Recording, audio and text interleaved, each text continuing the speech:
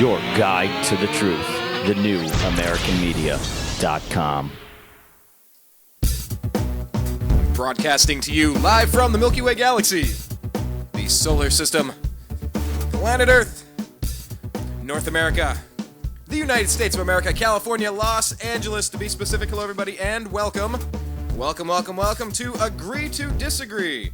Yes, we can have differing opinions here, and we're supposed to be able to agree to disagree in this stinking country. We're supposed to have debate. You don't just get shut down and called a racist or a bigot or a this or a that or a hater. No. That's what we do in 2014, but I'm fed up with it. So I started my own thing here at thenewamericanmedia.com called Agree to Disagree. Doesn't matter. You don't have to agree with everybody on everything. You're not going to agree with yourself on everything from week to week. I guarantee you're going to have evolving changes of opinion from time to time. And we're here to discuss all the craziness going on in the world with our special guest, Bruce Engelman. Yes, you might remember that name. You might recognize that name. You might remember it because he's been a guest on our show before. He's very politically astute. He is a pastor down in the Dallas-Fort Worth region. And you might recognize the name because it is my last name. He is my uncle, my father's brother. There we go. And yeah, so we're here to talk about a whole bunch of crazy stuff going on. But real quick, I want to thank our guest earlier, both of our guests, Greg Moore, covering the Cleveland Browns. You can check that all out. It'll be on the Unhappy Hour. Go to the homepage, thenewamericanmedia.com. Check it out. We'll post it there. On the middle right of the homepage is the TNAM radio button. That's where you click to play to listen live wherever you happen to be listening.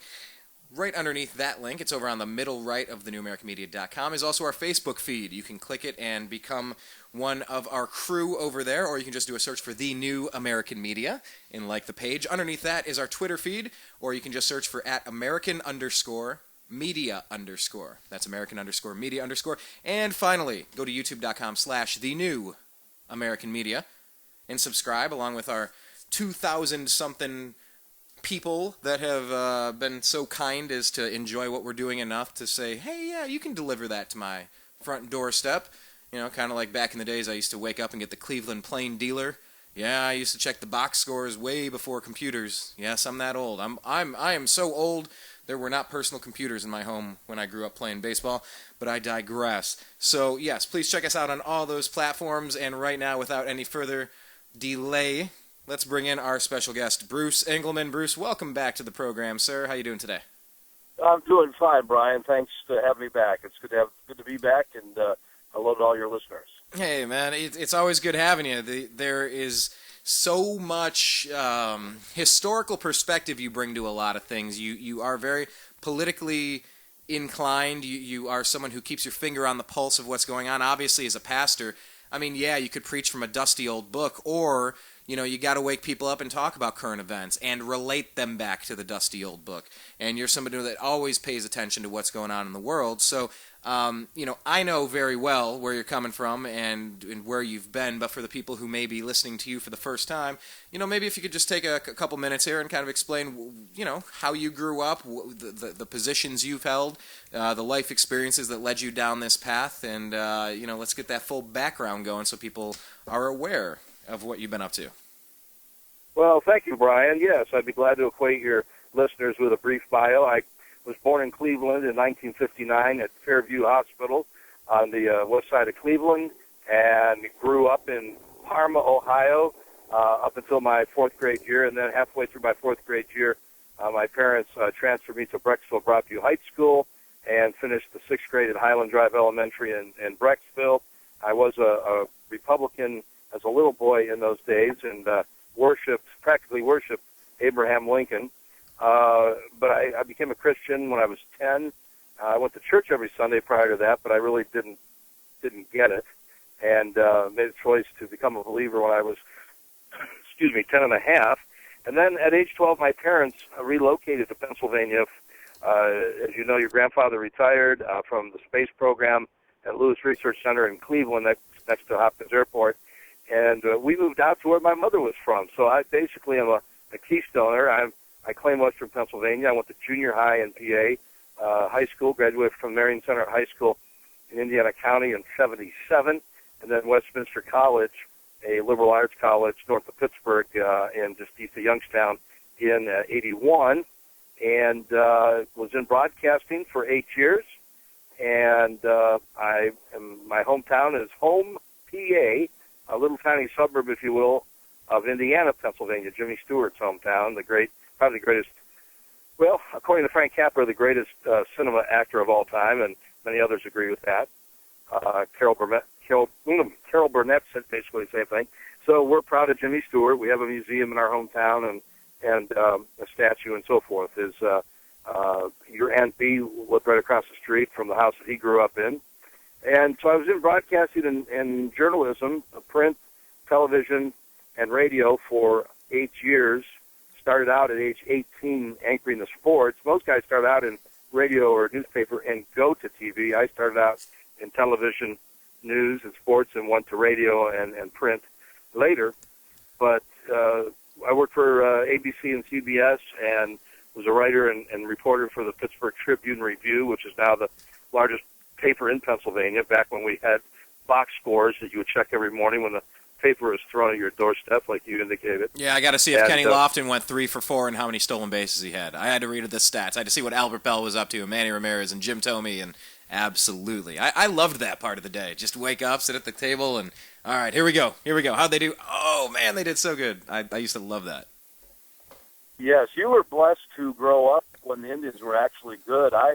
When I was a small guy in Cleveland in grade school and junior, just before junior high, we'd wake up every morning to see who the losing pitcher would be. We knew the Indians wouldn't win. Who's the losing pitcher this time? No, I actually had, he used to be an NBA scout, now he's an NBA consultant, Zach Barris, on the Unhappy Hour sports program, and we'll be posting that soon. We're doing a whole NBA season preview. Please check that out. But great, yeah. Zach was saying what you have in Cleveland this year with the Cavaliers is you might see the best offense in the history of the NBA this year.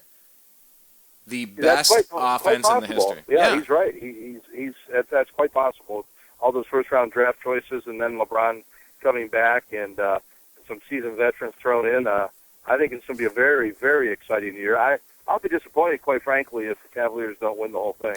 You know what? I'm in that same boat, and I will make one slight correction. When I was a tyke, when I was a youngster in my, born in 79 up to 90, the Indians got good in about 94. So maybe my first 15, 16 years or so.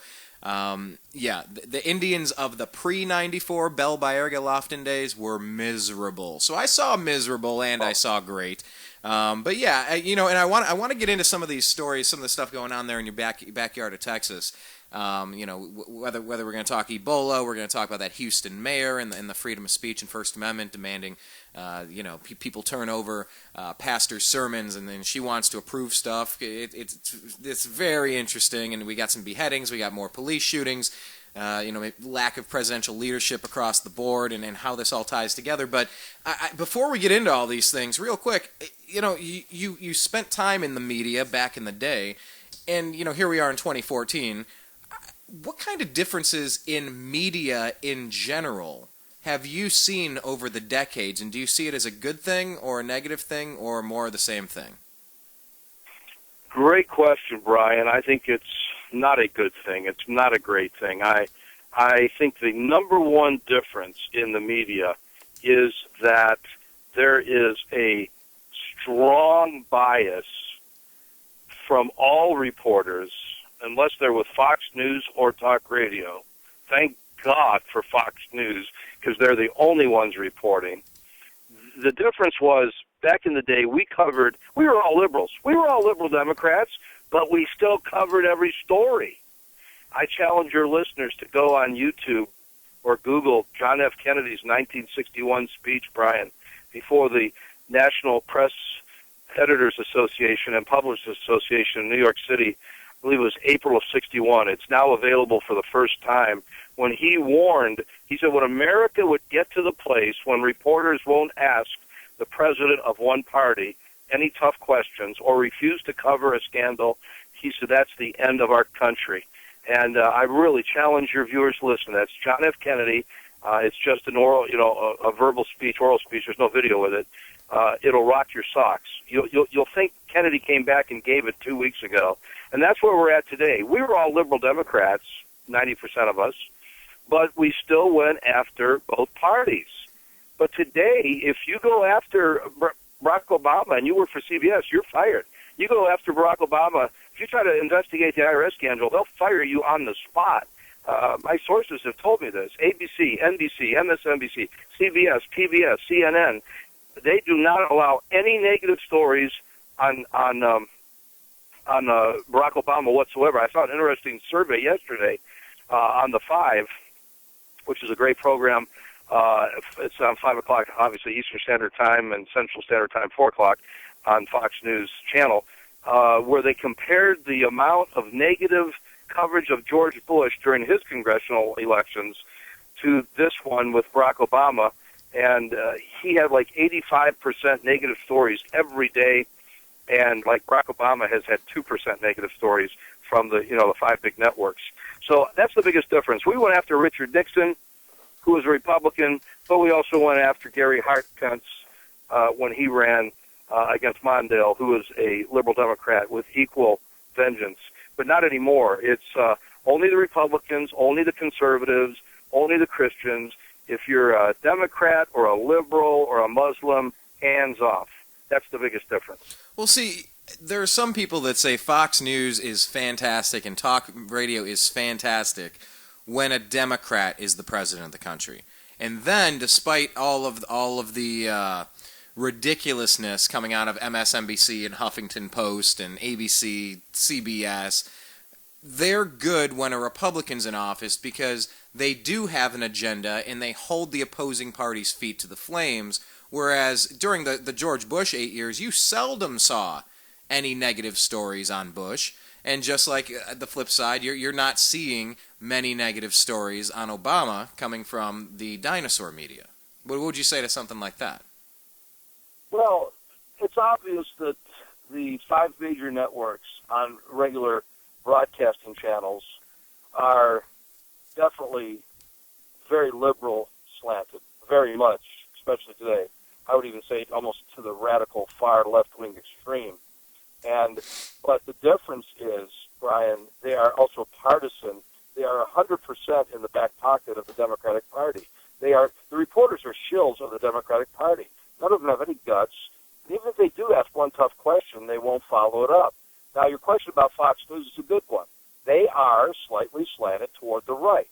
But the difference is, on almost every talk show and almost every news-oriented story, they have, when they do a commentary, they're always sure to have a conservative and a liberal, or at least one liberal with the conservatives.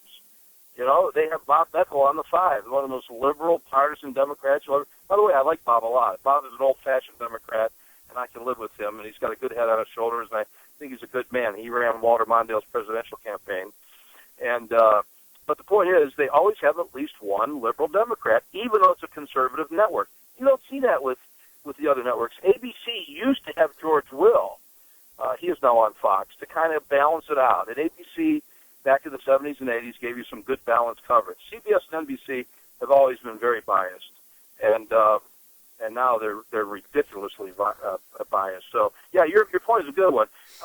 They went a little easier on Bush, but they always have a liberal to tear into Bush. Juan Williams, Combs, Alan Combs, those guys cut Bush no mercy. In fact, they still blame Bush for everything that's going on in this country today. Yeah, but, they definitely do that. When it was Hannity and Combs, I mean, poor Combs Hannity just shredded him to pieces. But and I had the opportunity recently to interview Abby Martin from Russia Today. I'm not sure if you're familiar with the network or with her work, but it's interesting. RT gives you a lot of good stories. Shows you the dark underside, the brutal truth, the things that make America look bad. But it needs to be reported because it needs to be weeded out. Whether it's police abuse or corruption, military-industrial complex, meddling in foreign affairs, all this stuff that's happening. You're not going to get that, whether it's right or left. You're not going to get that world view. Now, granted, Russia doesn't like us, so Russia's going to find all the worst stuff. But if it's true, it's true. And, when Fox and CBS and MSNBC and these places won't tell you what's going on with our foreign policy, You have to go to places like Al Jazeera in Russia today because they hate us. And you know what? And that's why I said, Fox good when a Democrat's in, MSNBC good when a Republican's in, because they don't like them, they want to bring them down.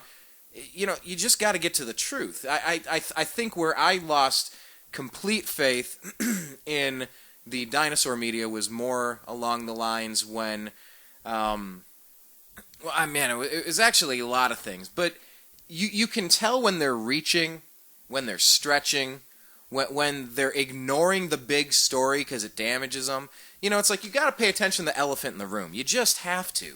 And they just refuse to do it. The Republican or the Fox News will occasionally touch on it, but Abby Martin does a lot of good work, and it's just it's a shame. But it kind of speaks more to when MSNBC and Fox will not cover certain foreign policy issues going on. It kind of speaks a little bit to the fact that Republicans and Democrats really aren't that different, like Jesse Ventura said. Wrestlers are. Out in the ring, they're mortal enemies. In the backstage, they're patting each other on the back and eating steaks and yucking it up over cocktails, because it's just a show. They're going to do what they're going to do regardless of who the puppet in charge happens to be. And a lot of people say we haven't had a real president since Kennedy, but I digress. The media has changed over the years, and you see it not as a good thing. I kind of like the rise of independent media outlets where we get at least different voices aside from a big five. The fact that someone like you or someone like me or someone like, one of your kids or one of your parishioners, they could have just as much of a vital impact as a Walter Cronkite these days. I think there's a lot of value in that. Would you agree with that aspect at least? I do, Brian. I believe that social media has opened a lot of excellent reporting and better coverage, as you state, from the left and the right. There's a brand new conservative network, and I mean, it's brand new. It came out about a month ago.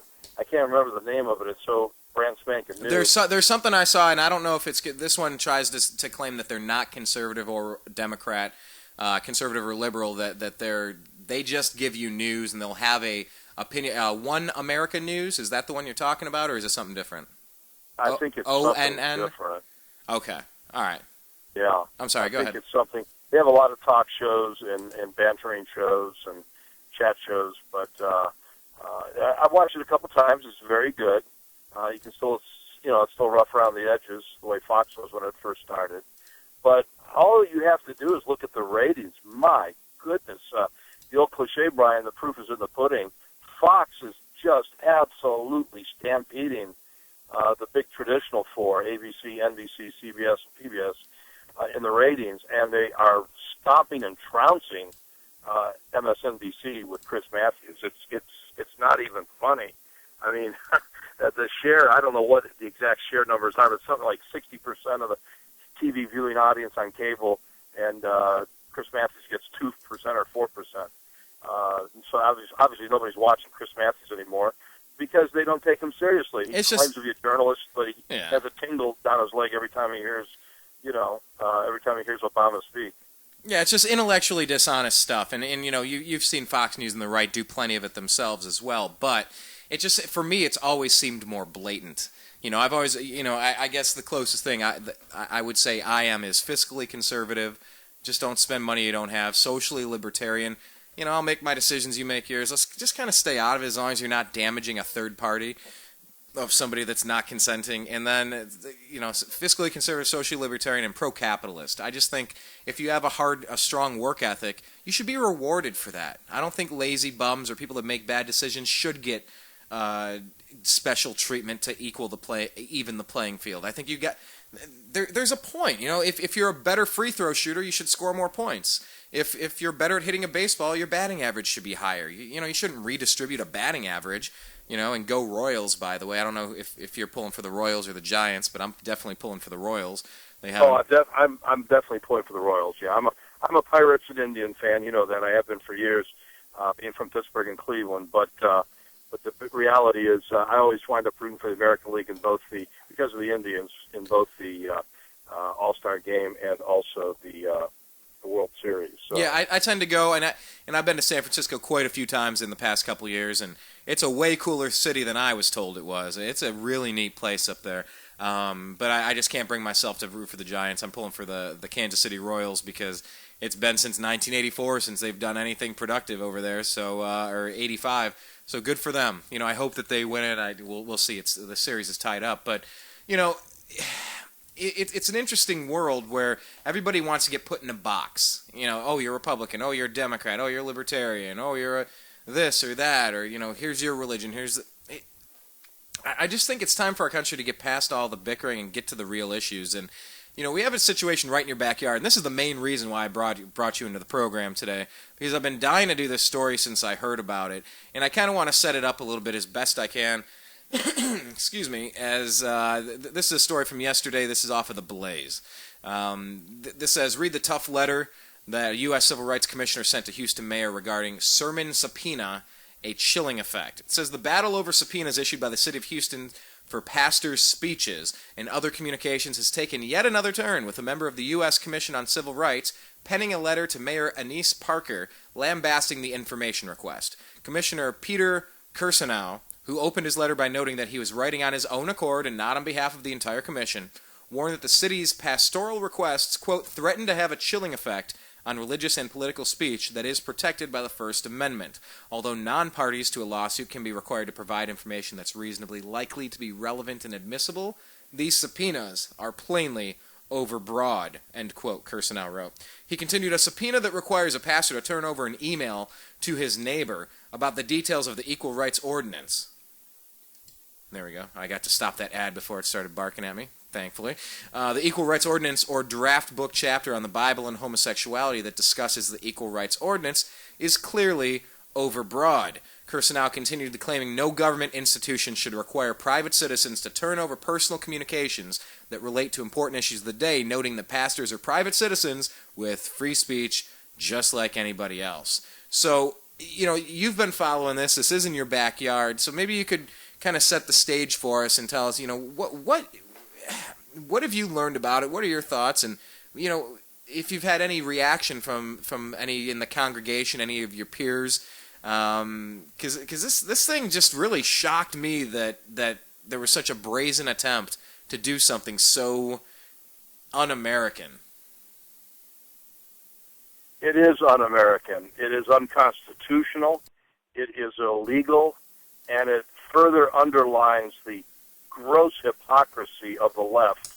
The liberals are always screaming and chanting, tolerance, tolerance, tolerance, and yet they have no tolerance themselves. This is the most egregious affront on churches in the history of Texas. I pastored in Houston back first part of I want to say the 90s. You know, what do you say? The first part of the century. I pastored for the 2000s.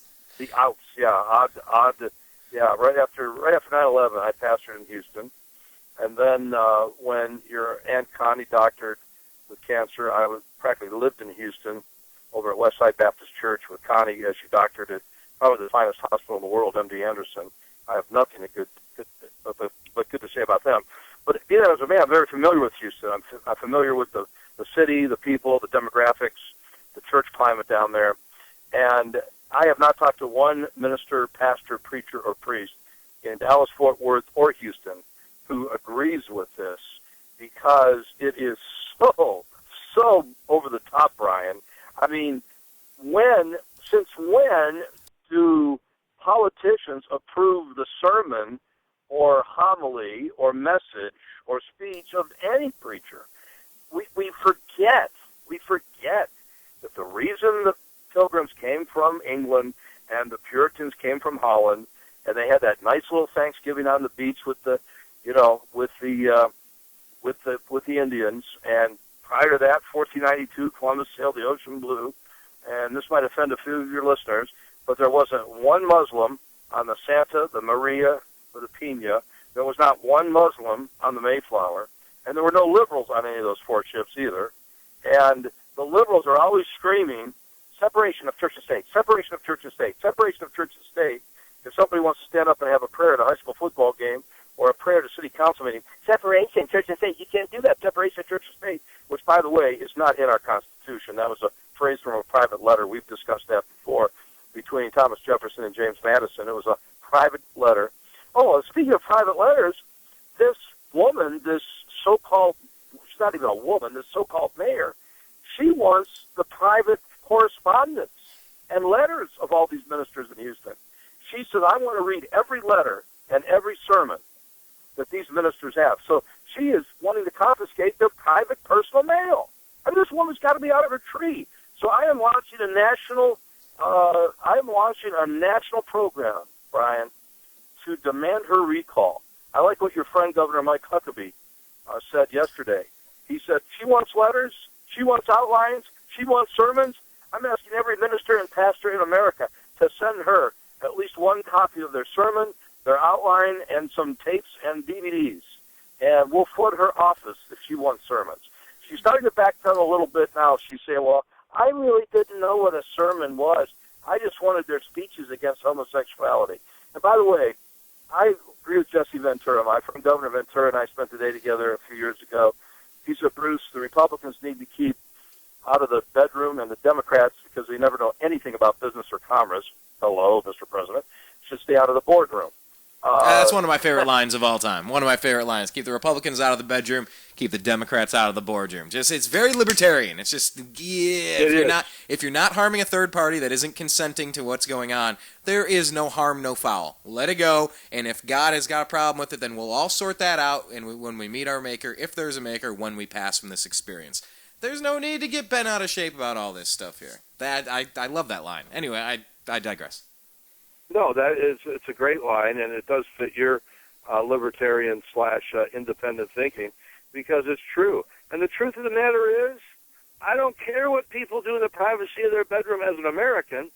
Now, as a minister, I am obligated with my King James Bible to take a strong stand against what the Bible calls sodomy, and it's preached and taught against in the entire Old Testament. All 39 books of the Old Testament, directly or indirectly, condemn it from Genesis to Malachi, and all 27 books of the New Testament, from Matthew 1:1 to Revelation 22:21. It's also against the Islamic faith.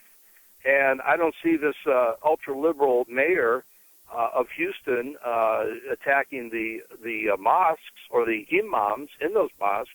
This is an attack on Christianity. She hates Christians, and she is absolutely trying to ram her ultra-left-wing radical homosexual positions down everybody's throat. But that's another argument. That's another argument. The argument of her wanting to check what preachers say before and after their sermons and read their private correspondence, this woman's got to be crazy, Brian. She's got to be literally insane. Well, what we have here, continuing this article that I started the show off with, it says, Houston officials ignited a firestorm, just to kind of round the edges here so that we have a smooth surface and we're all on the same page. Officials ignited a firestorm in Houston when they recently subpoenaed church sermons, among other documentation from 5 local faith leaders. They requested that these preachers deliver communications that focus on homosexuality or the contentious equal rights ordinance, which these individuals have fervently opposed. The subpoenas, which were issued last month, sought all speeches, presentations, or sermons related to HERO, the petition, Mayor Anise Parker, homosexuality or gender identity, prepared by, delivered by, revised by, or approved by you or in your possession, according to the Houston Chronicle. The city later decided to remove sermons from the subpoena, but that has done little to stem the tide of criticism, considering that other communications are still included. So yeah, I mean, this is very interesting. This is the thought police coming in, and it's okay. Here's my question. This is where I've had a little bit of a conundrum of my own, a little bit of a. Okay, so Bruce, if we're in Houston and there is a mosque, and say that they've bought all the apartment buildings and all the houses on the streets, and they have like a whole city block and a mosque, and it's just kind of, you know, like Dearborn, Michigan or something. And they want to practice their religion and Sharia law. Don't they have a right to stone people and execute people because because Sharia law calls for XYZ, wouldn't they have the same protection of freedom of speech and their ability to worship unimpeded that Christians would? Where are the gray lines and clear delineations between those two? Well, number one, that's an excellent question. Number two, that's a tough question. Number three, you're not going to like my answer. I don't know if I'm going to like it or dislike it. I don't even know. I haven't really thought this one through, but I just went, all right, so if Sharia and Islamists want to do their thing, well, why can't they do their thing? Because what's happening here, this mayor is saying, well, these Christians are persecuting homosexuals. And you can't persecute anybody in this country, and therefore they're bigots and they're breaking the law. And Christians would look at Sharia law and say, well, you can't kill homosexuals, you can't do that. Look, you can't go down the list of the horrible things Sharia law involves. But a lot of Christians and Middle Americans would look and say, you ain't bringing Sharia law over here. Oh, my dead body, you ain't having Sharia law over here. But we're going to do our thing here, and it's okay for us to discriminate against gay people or something like that. That's not a really good Southern accent, but I don't know that I will like or dislike your answer, but I'm very curious to hear your answer. I will say that. Okay, my answer to that is just as we basically outlawed the Nazi Party during World War II, or the Bundestag Party, and just as although I disagree with the internment of Japanese Americans, that was atrocious. Just because they had slanted eyes, we didn't put any Italians or Germans in POW camps unless they were actual soldiers. Yeah, really weird part of our history. Really weird. Weird part of our history. However, if we continue to have these beheadings on American streets. Oh, by the way, did you hear what President Ebola Osama Hussein Obama said today? I'm sorry, how many first names does this cat have? Well, he has three new ones. Ebola, Osama, Hussein Obama. What did that guy say today? Well, he went back and looked at the attack on Pearl Harbor in 1941. He said it was written up wrong in history. He's come to the determination that it was workplace violence. Oh. But anyway, moving on. Thank you. I'll be here all night. Try the steak. Steak's fantastic. I always give you a little humor there. You know? I do always No, I mean, the whole workplace violence thing, Fort Hood had nothing to do with the workplace. Allahu Akbar, bang, bang, bang, Allahu Akbar.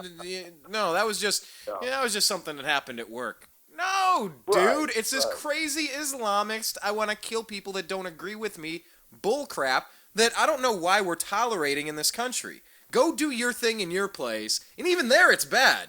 But don't you dare bring it here. Once again, my libertarian philosophy, don't involve third parties that don't want to buy into your brand of crazy. I'm just getting really fed up with this crap, and we're seeing it all over the country, but we're getting away from the Sharia comparison to pastors preaching against homosexuality, which may go against this local Houston ordinance. Let's get back on track there after your amazing joke.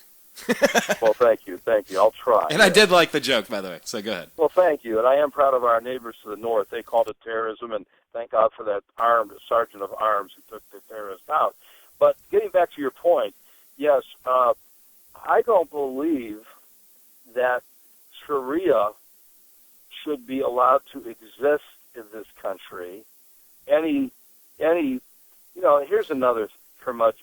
Here's another thing that really gripes me about the American media. They keep saying the Sunnis are moderate, and the Shiites, they're the dangerous radicals and fundamentalists that kill people. That's not the case. Most of the violence being caused in the Middle East is being caused by Sunnis against Shiites. The attackers on 9/11, 18 out of 19 of them were Sunnis. And there's a good chance the 19th was a Sunni. 18 Saudis and one Egyptian. Are you hearing about these pages that they're supposed to be releasing, saying that it was all with Saudi Arabia and that they've covered this up and that Afghanistan and Iraq was just a total facade? And that these papers are supposed to be released and declassified, and certain senators have seen them. I believe Ron Paul was one of them. And they're still trying to block this thing even though it's supposed to come out. I don't know if you had a chance to catch any of that. it's still a non-story, but it's simmering. It's on the back burner. If you haven't caught that, I've heard bits and pieces of it. Now, is this tied into the story where there were weapons of mass destruction found, and Bush told the military press not to report it? Well, I believe they just found something called a dragon's egg, and by they I mean ISIS, and it was where all of the stockpiles were kept in Iraq as ISIS is roaming through the countryside. But once again, we digress. We were talking about the Sunnis being moderate. Yes, and so I don't think, this is the answer I predicted you wouldn't like, I don't think any radical Muslims should be allowed in this country. Listen, Brian, let's just let's just put the jelly on the bottom shelf where the kids can get it. Let's cut to the chase. Let's quit the double talk, or as our vice president says, the malarkey. All right, let's just cut to the heart of the issue. Islam is a religion of hate. Period. Now, I didn't say every Muslim is a hateful person. I've met some wonderful Muslims, but the religion itself is a religion of hate. Almost every other religion, unless it's Satanism, is a religion of love, especially Christianity. Judaism. Does that mean that every Christian's been loving? No, of course not. Buddhism, Hinduism, all religions of peace. Every major religion of the 12 major religions, and I don't have time to go through them all, but, from Buddhism to Shintoism to Taoism to Confucianism, every religion is a religion of either love and or peace, except Islam. It is a religion of hatred and violence. Always has been, always will be. Robert F. Kennedy was shot by a Palestinian Muslim terrorist. The U.S. Navy was founded in 1775 and 76 by John Paul Jones to fight the Barbary pirates off the Barbary coast who were Muslims. I just go on and on. The Archduke of Ferdinand that kicked off World War I was assassinated by a Muslim. And, the Muslim sided with Hitler in World War II. You just go down the line. Every terrorist attack in the last 50 years in this country, 95% of them have been launched by Muslims. And it kicks me off, Brian, that the media in America says the word Islam means peace. It does not mean peace. That is a bold-faced lie. The word Islam, quote-unquote, means subjection or submission, period. Doesn't mean peace.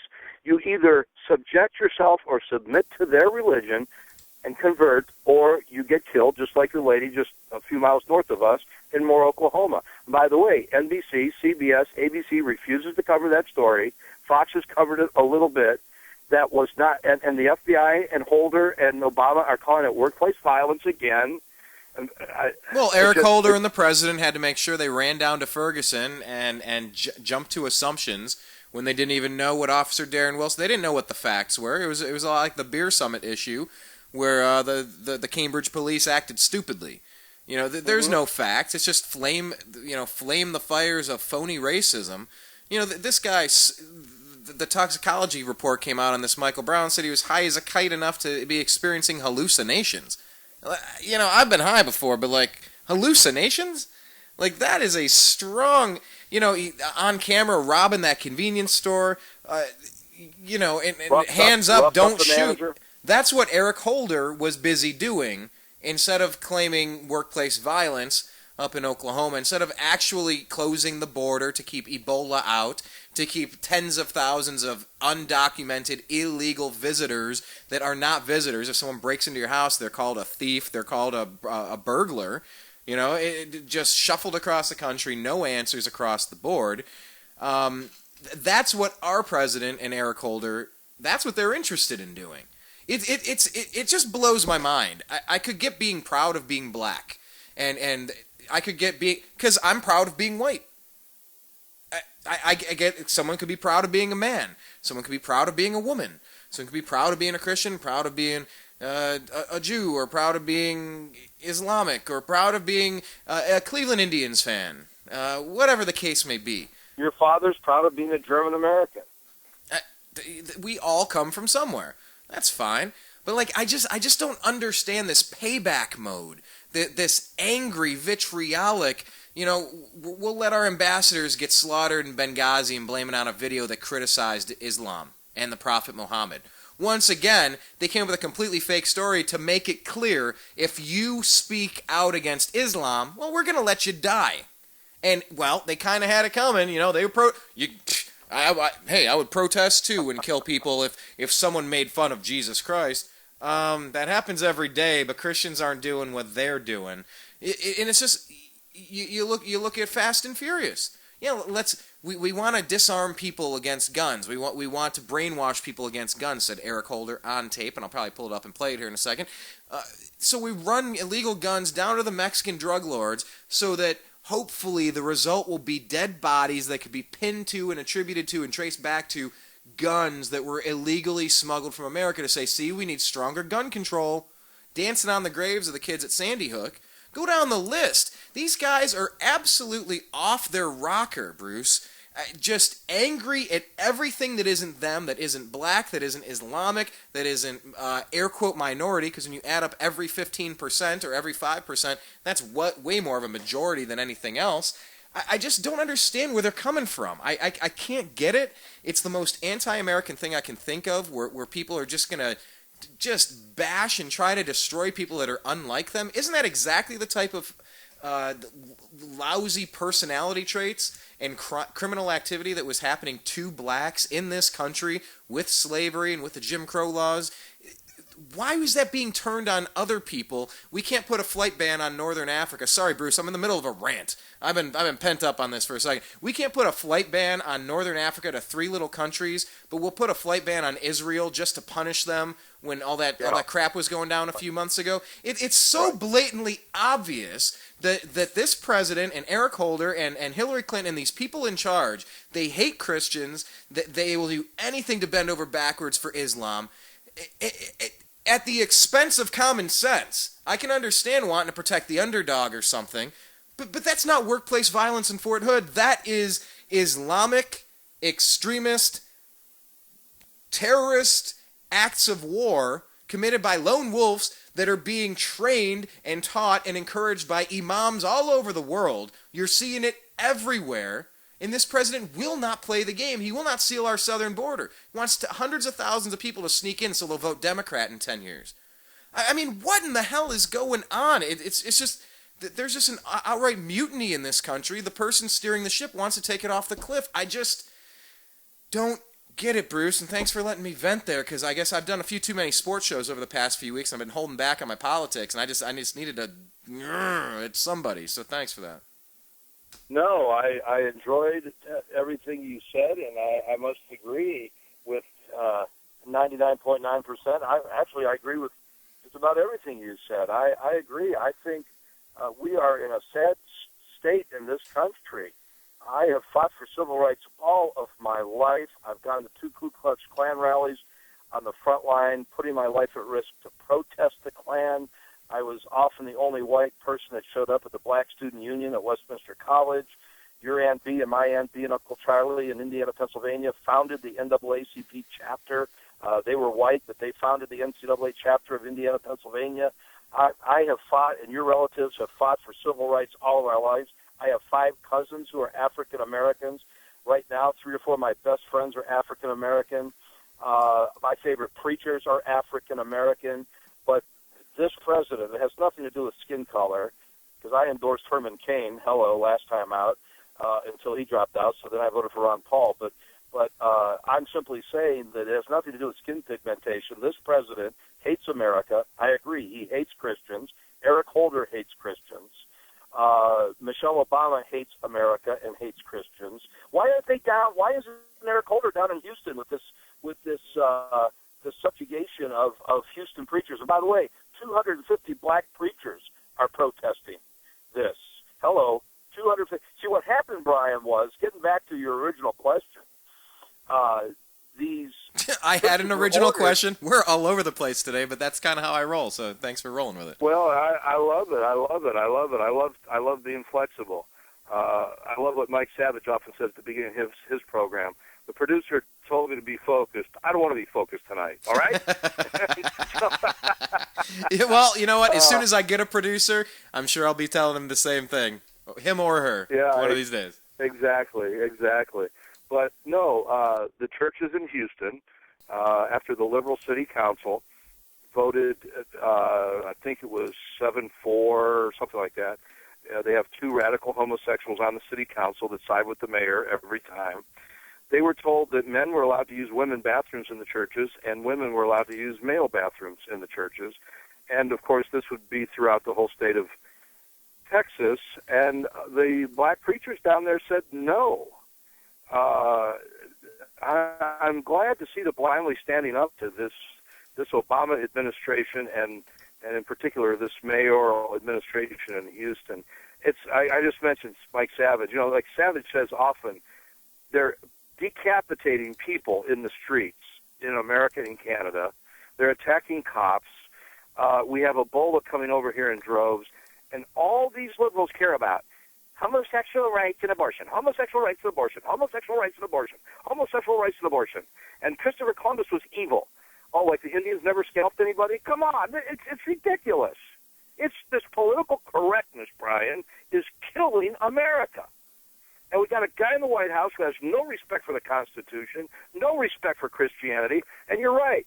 Why did he put the ban on Israeli flights, but he can't put a ban? The other African nations put a ban on those three nations. And they, air quotes, stopped it. You know, you got to verify the reports. You know, certain some of these nations have said, we've actually had no new cases here. It's stopped. We put a travel ban on. Our borders are sealed. It's done. I mean, you got to pull up the drawbridge when you have invaders at bay. You know, oh yeah, our southern border's done. We need to do amnesty. You know, by the way, I just came across this story. You know, I'm not sure if you're aware of this, but this one is, excuse me, this one is starting to make the rounds over here. This one's off of BenSwan.com, another really great journalist. Bruce, are you familiar with Ben Swan by chance? No, sir, I'm not. I cordially invite you to check out Ben Swan, SWANN. One of the best independent journalists out there. He started his own site, benswan.com. He was working at Fox Cincinnati, and he had 5 minutes with President Obama right before the 2012 elections, and he hit him with some really tough questions in those 5 minutes. Really, the president stammered and stuttered because he was used to answering questions about his favorite food and what's on his iPod.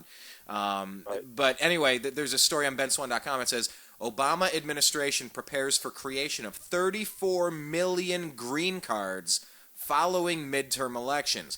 Following the midterm elections in November, the Obama administration is privately preparing to initiate a process that would result in the printing of work permits and green cards for up to 34 million illegal immigrants in the United States. The contract plan, which was issued by the U.S. Citizenship and Immigration Service on October 6th, stated that the agency would, quote, be posting a solicitation for the requirement of card stock. This with the objective to provide card consumables for the document management division that will be used to produce permanent resident cards and employment authorization documentation cards. The requirement is for an estimated 4 million cards annually, with the potential to buy as many as 34 million cards total, stated the plan. The ordering periods for this requirement shall be for a total of 5 years. The Daily Caller reported this plan would give President Obama the technical ability to hand out more than 9 million work permits in 1 year, or 13 million in 2 years, despite the nation's current state of high unemployment, stalled wages, and increasing automation. Have you heard anything about this, by the way? I'm just curious. Yes, I have. Yes, I have, Brian. I'm glad you're on top of it. It makes my blood boil. We have veterans who put their lives on the line on Normandy and Utah beaches and Omaha beaches on D-Day. We have veterans who were wounded in combat in Korea and Vietnam and Ghana and Desert Storm, Desert Shield, and Panama and Vietnam, and on and on and on it goes.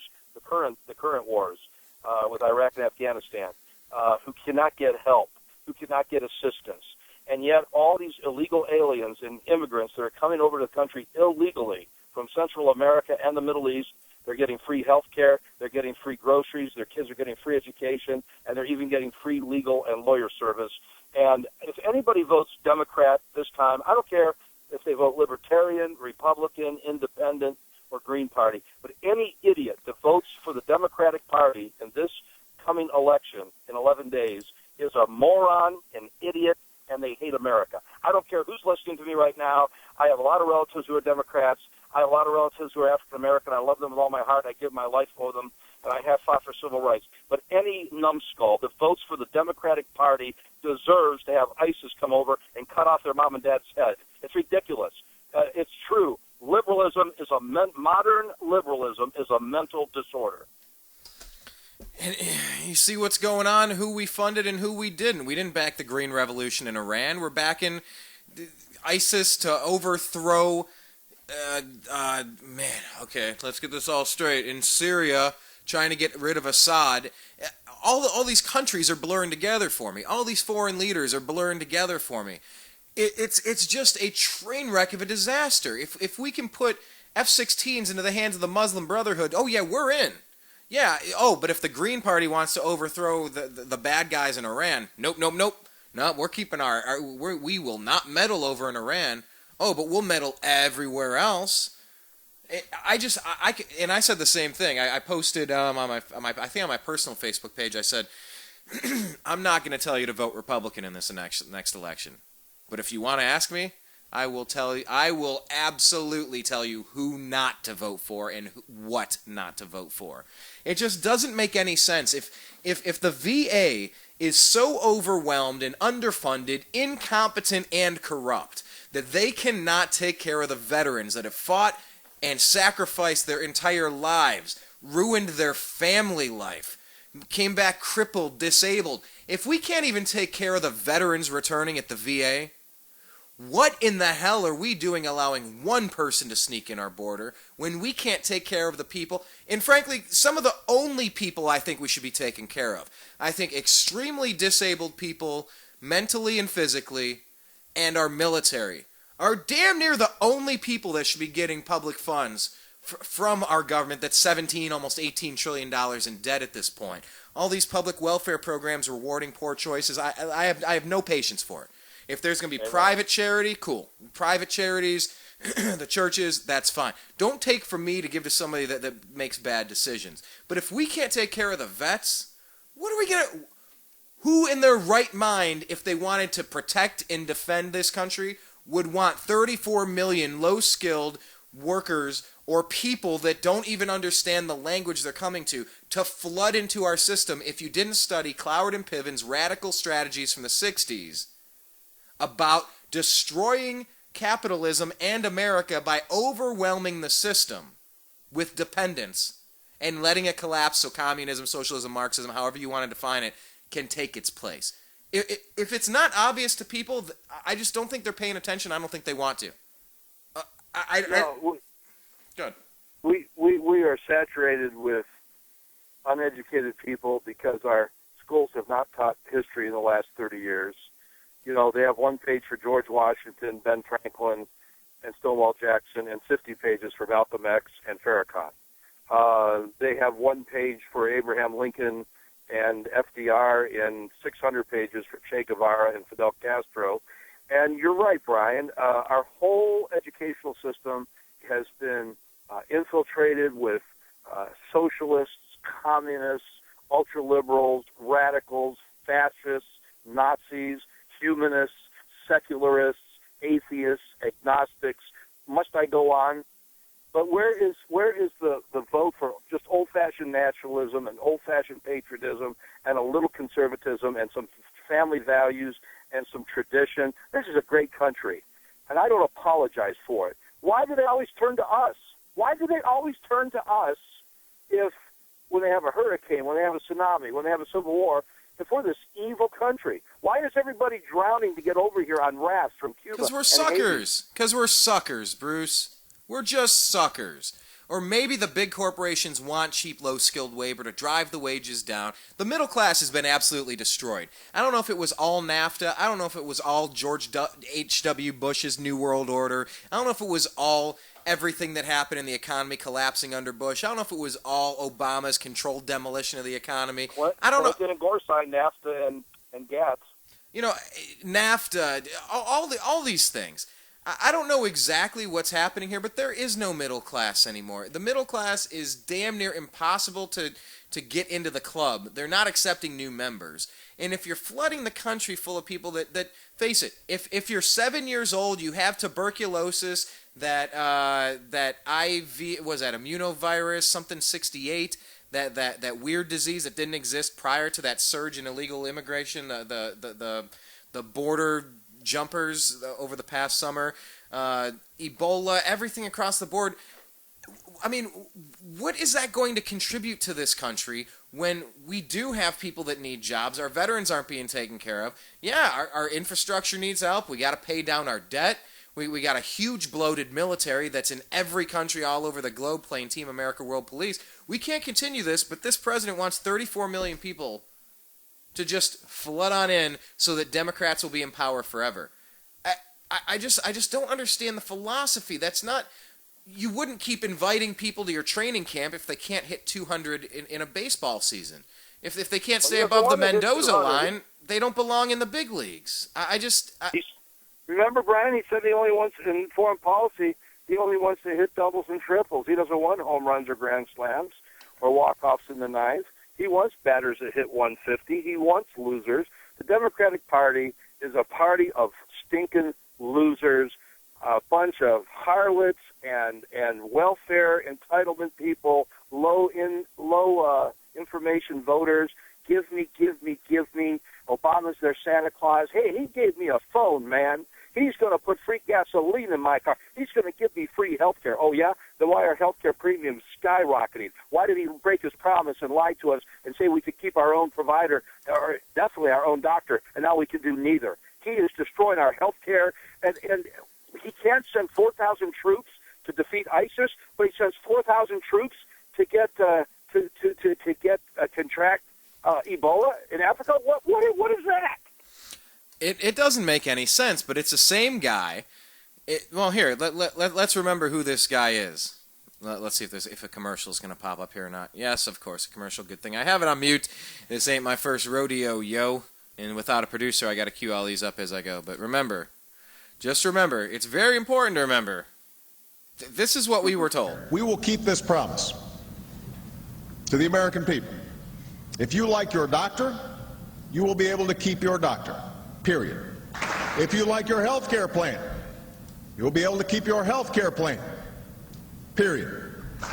First of all, if you've got health insurance, you like your doctor, you like your plan, you can keep your doctor, you can keep your plan. Nobody is talking about taking that away from you. No matter what you've heard, if you like your doctor or health care plan, you can keep it.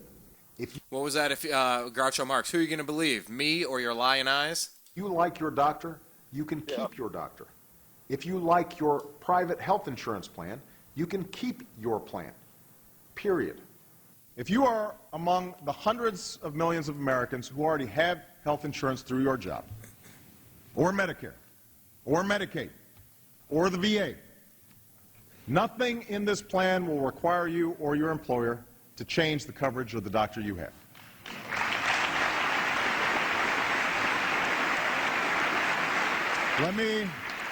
It's just straight up lies. Let me repeat this. Yeah, please repeat it. Maybe it'll make sense this Nothing in time. our plan requires you to change what you have. Our approach would preserve the right of Americans who have insurance to keep their doctor and their plan. So, the same guy that lies about that puts a person in charge as Attorney General who is at least honest with his intentions regarding Fast and Furious and some of the race riots he's trying to drum up. A guy who, I believe at Columbia, wasn't he a part of the Black Panthers when they took over the Army ROTC in a riot back in the 60s, 70s? This guy, Eric Holder, this is in his own words. I've also asked the school board to make a part of every day some kind of anti-violence, anti-gun message. Every day, every school, at every level.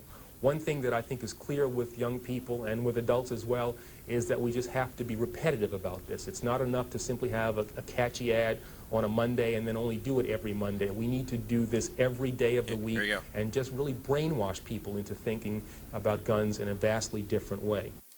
We need to brainwash people into thinking about guns in a vastly different way. So when there's a tragedy at Sandy Hook, or unfortunately this thing that happened up in Seattle, or pick your poison as far as idiotic mass shootings, these people are trying to use that as leverage to disarm us. Why? Oh, I don't know. Why would King George want us disarmed? I don't know. Why would that be? And this president just lies about everything he touches, whether it's Benghazi or the healthcare plans. Nothing can be trusted coming from him. So let's bounce. Did we before we bounce to Ebola, did you sufficiently answer the question about the difference between Sharia and the Houston mayor, or did we go off on 76 tangents there? Actually, I counted 77 tangents. Ah, see, you got me. But no, it's all good because, God is still on his throne. This left-wing lesbian mayor, she can attack the pastors of Houston. She can attack the ministers, the priests, the rabbis, the clergy. She can attack the preachers and the evangelists and missionaries of Houston. She will stand before God Almighty and give an account for her liberal, H-E-double hockey stick attitude. And she can take her radical feminism and radical liberalism and radical lesbianism and shove it down her own throat. And if she doesn't repent, hell is going to glow when this woman splits hell wide open. And I am asking every Houstonian to recall this witch, this imposter, this incompetent hussy, and get her out of the City Hall of Houston, which is now the third or fourth largest city in the country. This is a sham. Making preachers turn over their private letters and their sermon outlines. No. I will go to jail. I will go to the firing squad, and so will those 250 black preachers. By the way, why does she hate blacks? I want to know why she's a racist. I want to know why she hates black churches. Let's call these liberals on it. Right? It's time we draw a line in the sand and use their own stinking hypocritical arguments against them. I want to know why the Houston mayor hates black people. I'm very interested to see what happens with, there's an evangelical, from this story earlier, says there's an evangelical-led event that's planned for November 2nd in Houston called I Stand Sunday, during which well-known celebrities, politicians, and preachers will meet to defend religious liberty. So I get where she's coming from, especially being gay. This Houston mayor, where she's coming from. You get where she's coming from, Brian. Hold on. I agree with Hold on. Let me try. I get where she's coming from as far as I'm gay and I have rights. I'm gay and I have rights. And you are an evangelical pastor, and your book says that what I'm doing is a sin. You have First Amendment rights. What I don't get is where her personal rights trump the First Amendment rights to worship as you see fit. However, I totally see how banning Sharia law is necessary. So I am in a bit of a conundrum here. A bit of one, because there's no way that you can stifle, the chilling effect. Just like I let off in this story, saying that this is a chilling effect, the same way that Benghazi blamed on a YouTube video nobody saw because it offended the Prophet of Islam. If you speak out against Islam, you're going to die. This one is, so you're going to preach about homosexuality being a sin? Well, we're going to come get you. This is a clash, because either you can worship your religion the way that you want to, or you have to defend the personal rights of every person. You understand the dichotomy here. You have to understand the dichotomy here, right, Bruce? What she's trying to defend on her personal level feels as though it's an attack on her being, on her person, because you have a belief in what your version of God said in this book. It goes against what she's doing, and she doesn't like it, and she has the right to exist, because she's not personally offending you. She's not going out cutting your head off in the street in workplace violence. Brian, may I answer that? Please, because I agree with you on one hand completely. I agree with her on one hand completely, and I see where what she's doing cannot be done at all. However, if an imam is preaching hate against XYZ group, to the point of we're going to go shoot in Ottawa, we're going to go behead in Oklahoma, we're going to kill every infidel that doesn't believe our version of God. I think this all comes down to people that want to kill over whose definition of God is more correct, which I do see as a problem. Send the Muslims back to the Middle East. I told you would not like my answer. Don't put Muslims in the same boat with Lutherans and Mennonites and Amish and Russian Orthodox and good Roman Catholic people. Don't do that. That is such. Don't do that. That is a wrong intellectual argument. That is intellectually dishonest. I'm not saying you, Brian, individually. I'm saying, I'm echoing the sentiment out there. Don't you dare put them in the same category as Nazarenes and Wesleyan Methodists and Presbyterians and Church of Christ and Church of God and Assembly of God people. Don't do that. I don't know any Assembly of God person or Baptist preacher who run around with a machete or axes like the guy that just. We need to pray for that police officer in New York City. He's in a critical condition. And by the way, I just heard over the radio the second cop died in California, and we don't know if that's terrorist related yet. But no, don't even go there. Or even the peaceful Taoists and Shintoists and Buddhists and Hindus and Taoists and I said that already. The Baha'i faith. These are all peaceful religions. No, this is a religion of hatred and violence and takeover and invasion. And built on a guy that raped a 6-year-old girl? No. But anyway, I want to answer your question. When John F. Kennedy ran for president in 59 and 60, people were afraid that he would speak only for the Catholics. When he got elected, they gave a wonderful speech, ironically, in Houston. Hello. And he said, "You guys didn't question my religion when I fought in the U.S. Navy against Hitler and the Japanese, and you didn't question me here and question me there, and he won over the hearts of the Houston clergy, and was elected by the most narrow of margins over Nixon, thanks to a little voter fraud that they're still doing in Chicago, where, by the way, some of my sources are saying that." The voting machines in Chicago, as we speak, in early voting for this next election on November 4th, if you pull the lever for a Republican, it actually tallies it for the Democrat. I've seen those stories. It's the Chicago way. Yeah. Vote early, vote often. Yeah, right. Nevada and Harry Reid's good at it in Nevada, too. Florida's pretty good at it. But anyway, we fear that JFK might be a puppet of the Vatican and only represent radical Jesuit Catholics. Farthest thing from the truth. Kennedy was a president for all the people, and actually even kind of favored Protestants after he got in there. The same thing with Mitt Romney. Well, if he gets elected governor of Mass, he's only going to represent the Mormons. He kept Mormonism out of the governor's mansion and the state house of Massachusetts, Commonwealth of Mass. This woman was elected to represent all Houstonians, not just the lesbians. Thank you very much. Interesting.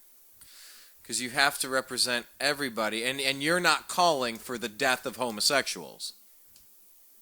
Oh, heavens no. Listen, I'm not a homophobe. I love these people. Two of the most spirit-filled women I ever met were in New Paltz, New York. I was up there preaching years ago, and they were converted to Christianity out of a lesbian relationship. They remained friends, and they became evangelical Christians. The power of God was all over them. They had an appliance store in downtown New Paltz. They stood up against the mafia. No. Listen, I'm not a homophobe. I'm like Jesse Ventura. What people want to do in their bedrooms is fine, but don't shove your far left-wing, ultra-liberal, and radical homosexual agenda.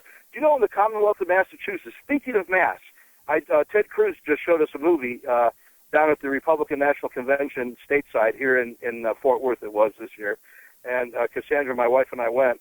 In Massachusetts, they are teaching in the public schools, you have to teach this. This is a fact, that lesbianism and homosexuality is preferred over heterosexuality, or you get fired, you lose your teaching job. Preferred? And if a parent questions it, they get arrested. I know that sounds outlandish, but it's true. It's true.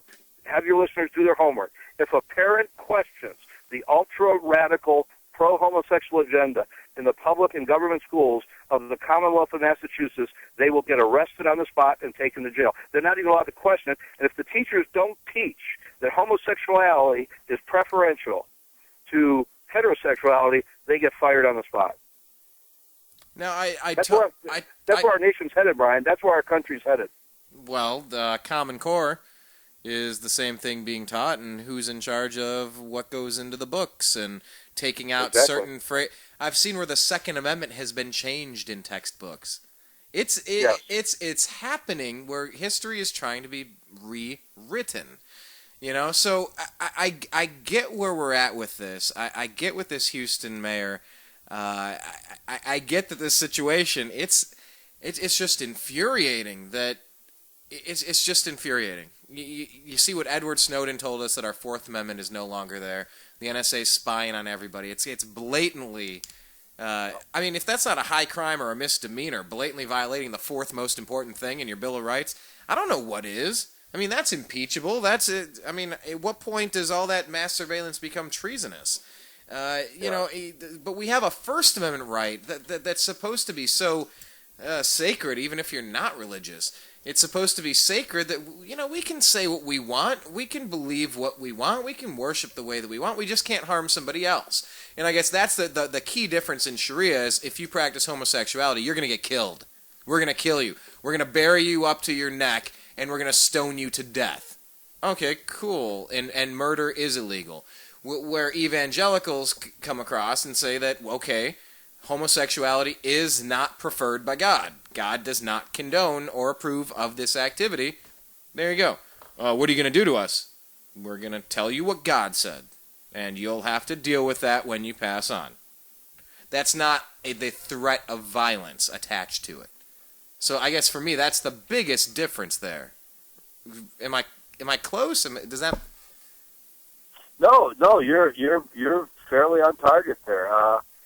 Because I'm thinking this through as I go here. I really did, this just popped into my head, and I really hadn't time to kind of jot it out and get a little sketch or a graph or an outline together. But Sharia promises violence and aggression and attacking another person for doing things that they don't like.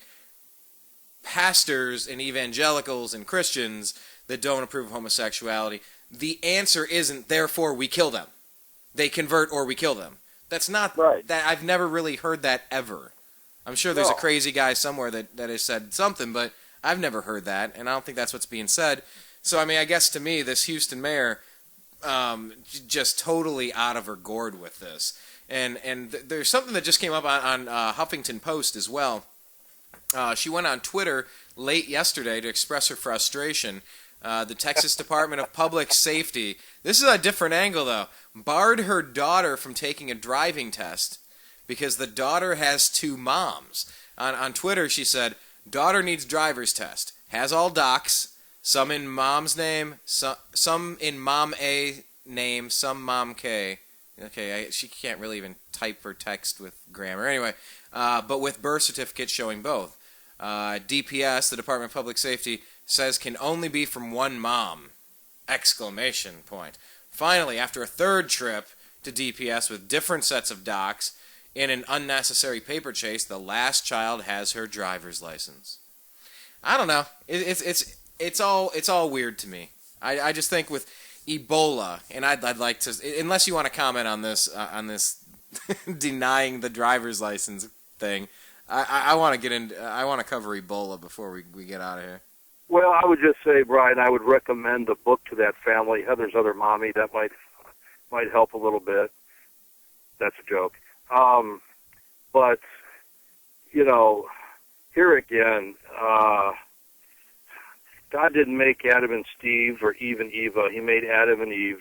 And a lot of these radical homosexuals, not all of them, but a lot of the radical, liberal, partisan Democrat, Hillary Clinton worshiping, radical militant lesbians like the Houston mayor, they hate Christians. Oh, my soul. My late pastor, Dr. Jack Hiles, who was pastor of the world's largest church before Joel Osteen, he used to say that the most vicious, mean, and violent crowd are the radical homosexuals. And I didn't believe it, but it is true. They are filled with hate, and they're despicable. They despise Christ and everything he stood for. They hate the Bible. They hate evangelical Christians. They hate fundamental Christians. They hate Protestants. They hate Roman Catholics. They hate Russian and Greek Orthodox. They hate them because they know that their lifestyle does not fancy with traditional or Orthodox Christianity. So, well, moving on to Ebola. Before we get to Ebola, because I found this too, even the Catholic Church is coming out and changing their stance on homosexuality a little bit. And it brought up this question: is it because for me, like I said, what people want to do is their thing. I just don't. I have no time for it. Once again, that's socially libertarian. I don't care. Yes, according to the Bible, God made Adam and Eve. Yes. But if the Pope is starting to change his mind on this here, my question is, can you have? Well, I mean, I guess there would be no difference in having an adulterer who's a Christian with a flaw and having. Hang on, let me rephrase this question. Gay Christians, do they exist? Can they exist? Yes. Yes and yes. They can and they do exist. Yes, they do. I've met several. They were saved as a young man or a young lady. They received Jesus Christ as their personal Savior, maybe at church, maybe at a revival, maybe a soul winner came to their house, maybe at a Billy Graham crusade. They were born again. Their life changed. They got involved in church. But somewhere along the line, they got embittered at their parents, or they got bitter at Christianity in general, or life didn't sort it out the way they thought it should, and they became a homosexual or lesbian. And if they were truly saved by the Holy Spirit of God and by the blood of Christ, then they will go to heaven. And I've met a few of them. Whether or not a radical homosexual can become a Christian, if they're sincere and they repent, yes, absolutely. So on both, yeah, I would say yes and yes. Because homosexuality isn't in the Ten Commandments, right? Unless they're committing did you ever watch Cheaters? They cheat on each other, you know. That's still adultery. Hello. That's still fornication. Hello. Well, in a relationship, two guys or two girls don't have to cheat on each other. Well, I'm being somewhat tongue-in-cheek. Yeah, I know, obviously. By the way, listeners, if you haven't gathered, half of what we're saying is a little overboard and tongue-in-cheek and kind of kidding. Yeah. But, I mean, that's not one of the main sins. It's just something you shouldn't do. Just like you could, I don't know, let's go back to baseball. You're not good at bunting, but you're hitting .380. Right. You know? I don't know. It's just very interesting to me. I just think most of the problems that we have on this planet, like I said, to paraphrase what Dan Brown said when he wrote one of his more recent books, what was it, the Lost Symbol about Freemasonry. He just said, you know, I appreciated learning from this organization, just seeing the way that they break bread in brotherhood and don't argue with each other over whose definition of God is more correct. You know, and we should all find the thing that speaks to us spiritually. We should find the thing that works for us morally. We should live the life that we want to live, even if it offends the neighbor, as long as we're not throwing rocks through the neighbor's window. You know, I wish we wouldn't all try to push our views and opinions on other people. And I think we should all be allowed to have whatever view you want. It's when people start acting on it and calling for violence, something I just don't see out of the religious right. I just don't see a lot of calls for violence like you hear about calls for jihad and calls for beheadings and calls for lone wolf terrorists and calls for, you know, assassinating journalists and calls for you know, the Tsarnaev brothers or whatever, you know, with blowing up at the Boston bombing, all these things. Have you ever heard Billy Graham or Jerry Falwell call for the assassination of a journalist? Listen. Hey, no, listen, Brian, I haven't. No, and you won't. Listen to me.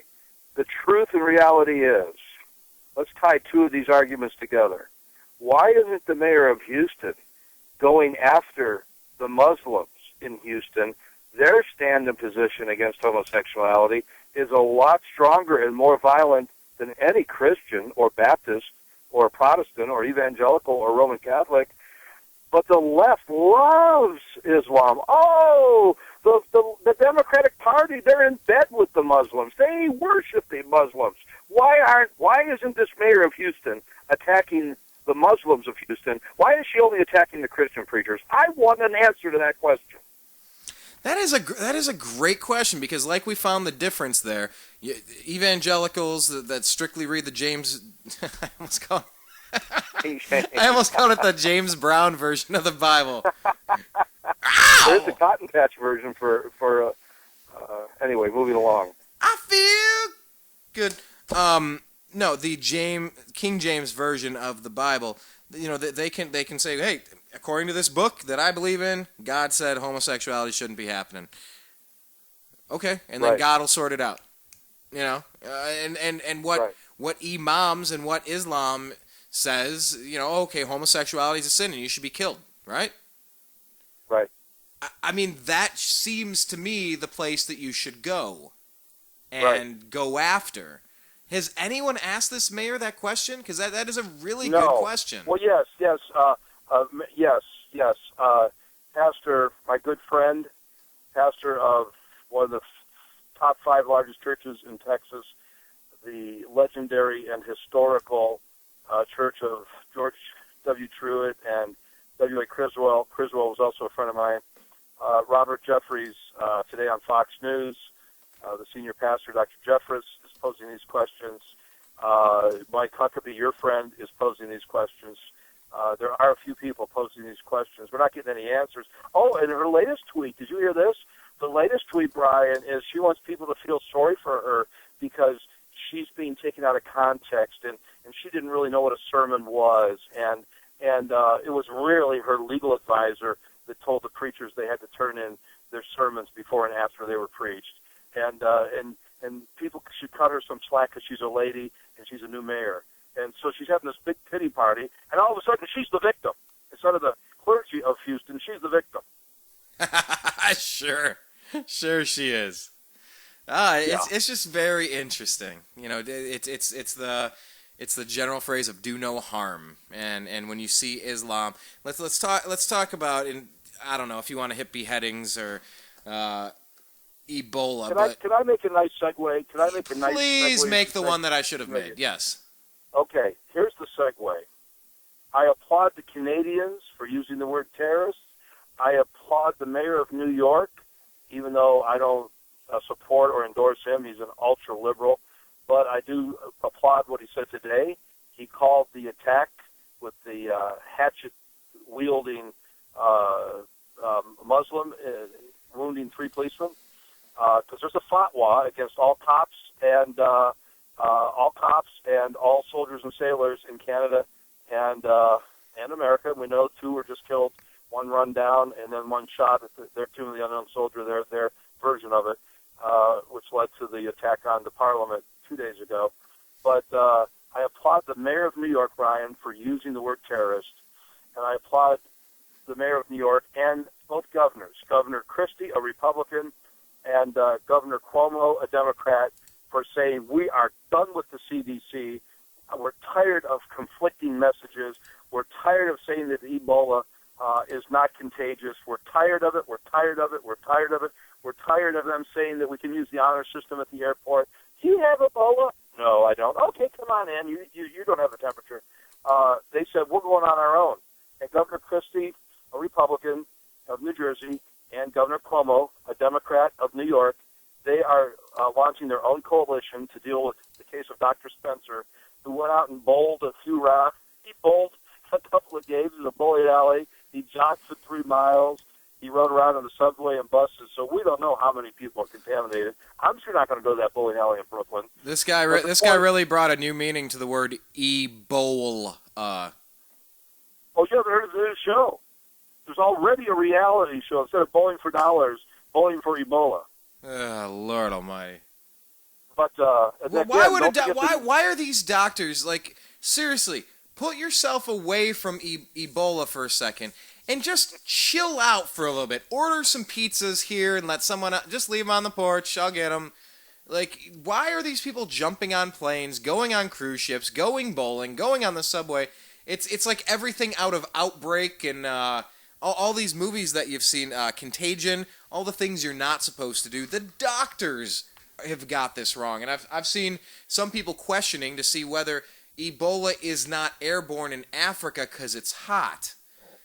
And that you're seeing reports that it is airborne when it's cold. I have no idea if any of that's accurate or not. But we just don't know enough about this, and you got to be careful. Well, I called for the resignation of the head of the Secret Service. I won that battle. I'm calling for the resignation of the mayor of Houston or her recall, so-called impeachment. That's what they call it, a recall, as you said, as I stated to your listeners. I'm also asking Dr. Freakin, not Frieden or Friedman, but Freakin, who's ghoulish and creepy looking and hasn't told the truth once about Ebola. I'm asking him to resign. And notice we haven't seen Dr. Freakin ever since he put this political hack in charge, the guy who tried to rig the Florida recount, for Gore against Bush in 2000 down in Florida.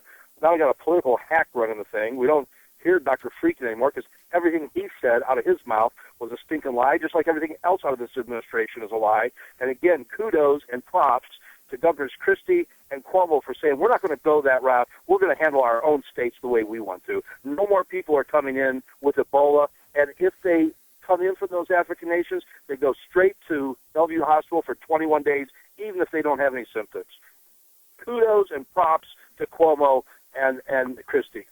Yeah, back to the story with the hatchet here. I got this pulled up. It says the man who assaulted a group of NYPD officers with a hatchet before they shot him dead committed, quote, an act of terror, end quote, the city's top cop said Friday. Now my only concern, these are my words now, my only concern with act of terror and terrorists and terrorism, this is the Orwellian doublespeak of terror. We're at war with terror. We're at war with terror. We gotta go get them where they're at. Get the terrorists. We're at war with terror. Terror is a thing. Hey, that southern accent you've been working on is getting really good. I'm not gonna say this is terror, but it might be workplace violence. Period. Anyway, the whole thing of terror is that there's no way to end terror. There's no way to stop that, like stopping the Nazis and Hitler. Okay, you kill Hitler, you get rid of Hitler, and the Nazi part, okay, then they're done, and then you win the battle, and that war is done. This thing is a perpetual thing that will never stop, and in the process, we're losing our civil liberties, which is something we need to be careful of. But that was just my rant on... There is one way to stop 90% of the Islamic terrorism.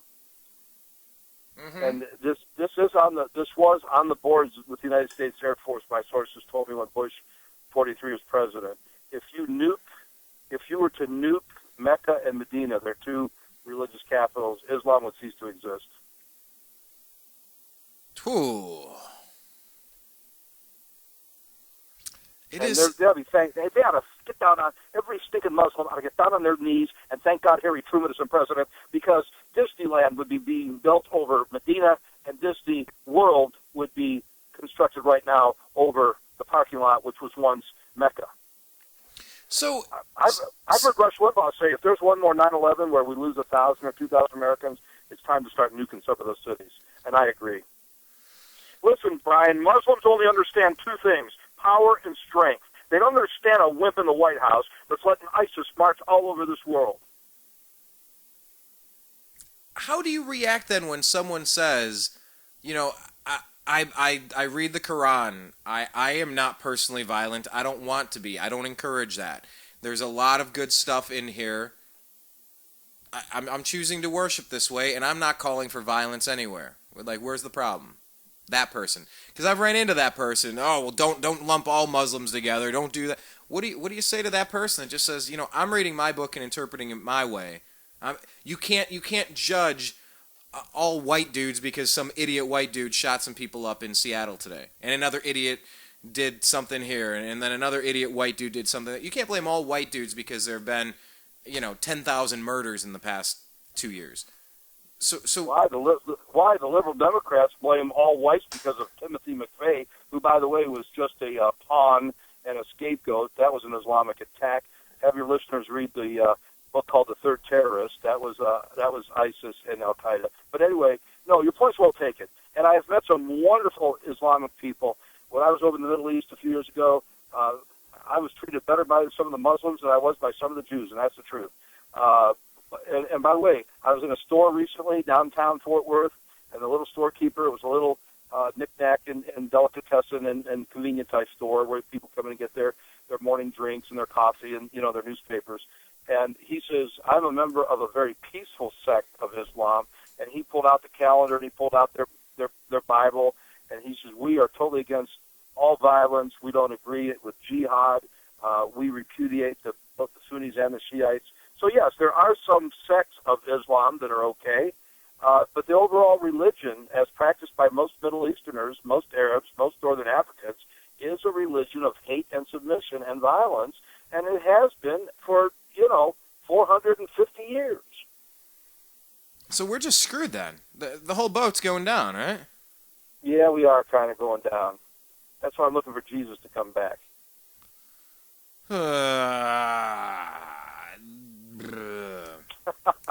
Unless we could get a Ronald Reagan or a John F. Kennedy in the White House, and I don't see that happening. And even then, I don't know if anybody would. Americans are so stupid today. I don't know if anybody would follow a Kennedy or a Reagan or a Truman or an FDR or a TR. I really don't. It'll be someone stupid like a Jeb Bush or a Hillary. Listen. If we elect Jeb Bush or Hillary Clinton, stick a fork in us, we're toast. And this shadow government of the Illuminati and the Rockefellers and the Bilderbergs, they want, and I love Bush 43. I know no other conservative does anymore. Your Uncle Cal didn't like him. You don't like him. Savage didn't like him. I love Bush 43, okay? But let's face it, Bush Clinton, Obama, Bush Clinton. And now the Republicans say, well, if we can't have Romney, let's get the real establishment, Rhino. Let's get Jeb Bush, who I think was one of the worst governors Florida has ever had. I lived there when he was governor. That's right. You did live there. I did. I've lived in Texas under his brother, greatest governor Texas has ever had, even better than Perry. That was George W. Bush, 43. I lived in Florida under Jeb Bush. That state was so mixed up, they didn't know whether they were coming or going.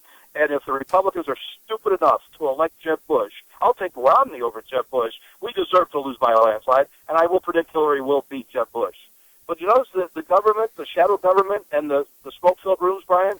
Bush, Clinton, Obama, Bush, Clinton. That's all they want. They're not satisfied, and they don't care who wins. They're both liberals. Bush 41 was a moderate. He was more liberal than Bill Clinton was on something. Well, let's think about this. Some of the other presidential candidates that came and went and didn't quite make it to president. Hillary wanted to be president. She didn't get it. Guess what? She's Secretary of State. John Kerry wanted to be president. Didn't get it. Guess what? He's Secretary of State. It's so obvious that the same people Ed Muskie ran twice. He didn't get it, so Jimmy Carter named him his Secretary of State. You're right. So well, and what it is person in government. Yeah, it's almost like if you're in the top three, you're pre-selected by the powers that be at the Federal Reserve to continue this puppet game of Monopoly here, where they get rich and everybody else gets screwed down and out. It's like if you're one of the pre-selected couple of puppeteers, the sock puppets up there, and they're just. I don't know how in-depth you've ever gone into the Federal Reserve, Bruce, about the fact that this isn't a country anymore, that it's a corporation. That it's a corporation. And Too deep. Why do you think I voted for Ron Paul the last time, and why I'm endorsing Rand Paul? And I hope to God he picks Ted Cruz. Listen, there's two men out there that are not part of the system. And that's why they are hated. They're despised by even the entire Republican Party. They are despised by John Boehner, and that's Ted Cruz, my senator, whom I've met several times. I'm good friends with his dad. He has an IQ of 190. He's a graduate with honors from Harvard. He has never lost a case as a prosecutor or as a federal prosecutor before the U.S. Supreme Court. They say he's an idiot. They say he's an Archie Bunker. No, he is smart. He is balanced. He is intelligent. He is articulate. He is a Ronald Reagan. The only hope this country has is either Rand Paul or Ted Cruz, and I'd like to see a dream ticket. If they can't beat Hillary, then America doesn't deserve Ted Cruz or Rand Paul or Ted Cruz. Well, They're both evangelical Christians too. Well, Ted Cruz is Canadian. He couldn't even run. No, he can run because Canada has dual citizenship with us. Hey, if Obama can run and he's a product of Indonesia and Malaysia, then why can't Ted Cruz run? He's from Hawaii, and that was a state at the time Obama was born. You know Oh, that. not according to Donald Trump. Donald says that was a fabricated birth certificate. Oh. You know, I actually will say I started making phone calls. I love Trump. Hey, don't you love Trump? You gotta love Trump. I really do. I think he cut his teeth in real estate in Cincinnati. I was reading his book, The Art of the Deal. It is a really good book. I mean, he's a huge blowhard and a big prick, of course, but but you love him. He's you gotta interesting. Love him. He's interesting, and I'll tell you what. I tried to track down and be like, look, I'm hearing this crazy stuff that this guy running for president isn't even eligible. All right, where do I find this where I can validate? Well, I need to do a show about that because that was one of those issues you weren't supposed to touch. I did that, 6 years ago before he got elected? Mm-hmm. Yeah, must have been about 6 years ago. I think it was like the week before, and nobody had seen the actual document. Nobody had seen it. And what they put online was a certificate of live birth, but it wasn't a birth certificate. It just said, yes, as of this date, we're verifying that there is something alive, and this is the name of the thing that's alive. It's not a birth certificate, born at this place, at this time, etc. It's a different form. Nobody. Oh, okay. Well, the newspaper handled it. All right, what newspaper? The Hawaii whatever. I call the Hawaii whatever. Hi, can I talk to so and so, the reporter? Hi, my name's Brian. I'm just trying to track this down here. It says that you actually witnessed at the Hall of Records, the Hawaii State, Town Hall of Records or whatever, and verified that you observed the actual birth certificate of Barack Obama, correct? Or Barry Soetoro or whatever. And he's like, no. I'm like, I'm sorry, what? What do you mean no? Well, no. The guy who's in charge of the birth certificates told me that he saw it. I go, you call that freaking journalism? Oh my God. Like, the more I tried to just disprove this story, I mean, I called the RNC, I called the DNC, I called the White House, I called the Hawaiian Hall of Records, I called the Hawaiian newspaper that was supposedly involved in it. I called all across. I started tracking down. Who is the Electoral College? I started trying to track these cats down. They're very elusive, and we don't know who they are, by the way. They're the ones that picked the president, not you. But anyway, it was a weird story, and the more I looked, the more confusing it became. But regardless of that, and regardless of Ted Cruz with his Canadian-American thing that will be brought up, just like John McCain wasn't born on land, wasn't he born at sea or something like that? Or yeah, his dad was an admiral. I think he was born in Vietnam or Japan or Jamaica or somewhere aboard a ship outside those countries, outside of Okinawa. Something weird. But, I've just had this sneaking suspicion that I can't trust Rand Paul. I like what he did on the drones. I like a lot of what he says, but I just have the sneaking suspicion that I can't trust him. That he's been co-opted somehow. Like I just get this feeling he's been playing too much ball to join the team so that he could work his way through the elders in the party to get their blessing so that they could have enough blackmail on him so that he becomes a puppet and he doesn't do what he wants. Just like Kennedy, he thought he was president and he got shot down because he's not in charge. He doesn't get to make the decisions. He gets to go out and act based on what he's told to do. And I kind of feel like Rand went down that path. I feel like the dark side got him. I could be wrong, and I hope I'm wrong. Do you get any of that same vibe with Rand Paul? Or is it just me? Not really. I've talked with Rand personally at length and expressed my support for his candidacy, and I invited him to speak in my church. Very impressed with his Christian testimony, very impressed with his balance. I like him even better than his daddy. His daddy, I know you're a libertarian, but his daddy's a little bit too libertarian on positions with Israel, defense, and drug usage, whereas Rand is kind of 50-50. He's kind of 50% constitutional/conservative and 50% where it applies libertarian. I like that balance. His daddy was not balanced and therefore was never a serious contender. I'll be honest with you. I think there's only a hand. And by the way, I've picked the last several contenders that wound up getting the nomination. Some of the leading Democrats told me, Bruce, there's no way Romney will ever get the nomination. This was 2 years before he got it. I said, oh, yeah, he'll get it. I'm pretty good at picking the nominee of both parties. It will definitely be Hillary.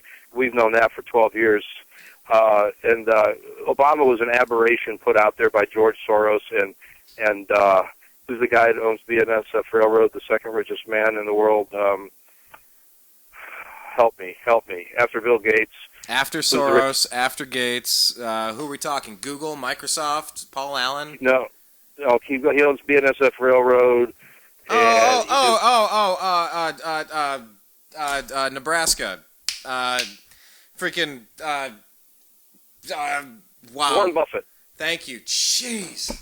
I had this happen to me the other day where I couldn't think of my favorite sushi place, and I sat there going, what is the name? Yeah, and I like Warren. I've heard him at some talk shows. I don't know him personally. I like the guy, but he is an ultra-liberal partisan Democrat, gives all his money to Obama. Obama was an aberration on the not-so-good side, the way Reagan and Kennedy were aberrations. See, the smoke-filled rooms, what you got to understand, Brian, is the smoke-filled rooms and the Illuminati and the secret societies. Again, listen to Kennedy's 61 speech. Oh, my goodness. He knew it. The secret societies, the syndicate, the underworld, these people picked the presidents, and they put two guys out there that are both shills for them. In other words, they didn't care if McCain won or Obama because they're both liberals. They're both sock puppets. They're both big government progressives that love war. I'm really good at killing people, jokes Barack Obama. And John McCain, man, he's been salivating to get into Syria along with John Kerry, Obama, and the rest of these vultures for the past 3 years. Exactly. Right. They didn't care if Clinton or Bob Dole got in there. But once in a while, a true conservative that loves America, who's a lone ranger and goes and does what is best for the country, like a Kennedy or a Reagan, slip in, or a Harry Truman, and guess what? They shot all three of them. Well, they almost got Truman. They stormed the Blair House, killed Officer Kofelt and a Secret Service agent. But you notice they only shoot the good presidents. Have you ever noticed they only shoot the good presidents or shoot at them like Truman and Kennedy and Reagan? They were aberrations. See, political science is not an exact science. You love Lincoln, right? You still love Lincoln. No, you don't. Well, I don't like him as much because I see where, he violated the Constitution. Let's put it this way. I like Lincoln. I don't worship him like I used to. And I think what he did to the South was awful. The pillaging and raping and burning down plantations of them. These are Americans. A lot of them love Lincoln. We don't even do that in the Middle East. We can't bomb this smelt factory or this baby factory or this hospital. We can't have a civilian target. Well, Lincoln told Sherman, burn down everything in your path. And like Robert E. Lee says, I never thought I'd live to see the day when an American president would use his own army to invade his own country. Right. So Lincoln wasn't the you might see it in your. Hey, you know what? You might see it in your lifetime. Department of Homeland Security keeps coming out with these warnings. They don't talk about radical Islam. They talk about constitutionalists and patriots and people that talk about the Federal Reserve and people that talk about, really just the Constitution, the Bill of Rights, personal liberty. We're the dangerous ones, according to the Department of Homeland Security, with Napolitano, with I mean they're all working together. It's basically Valerie Jarrett.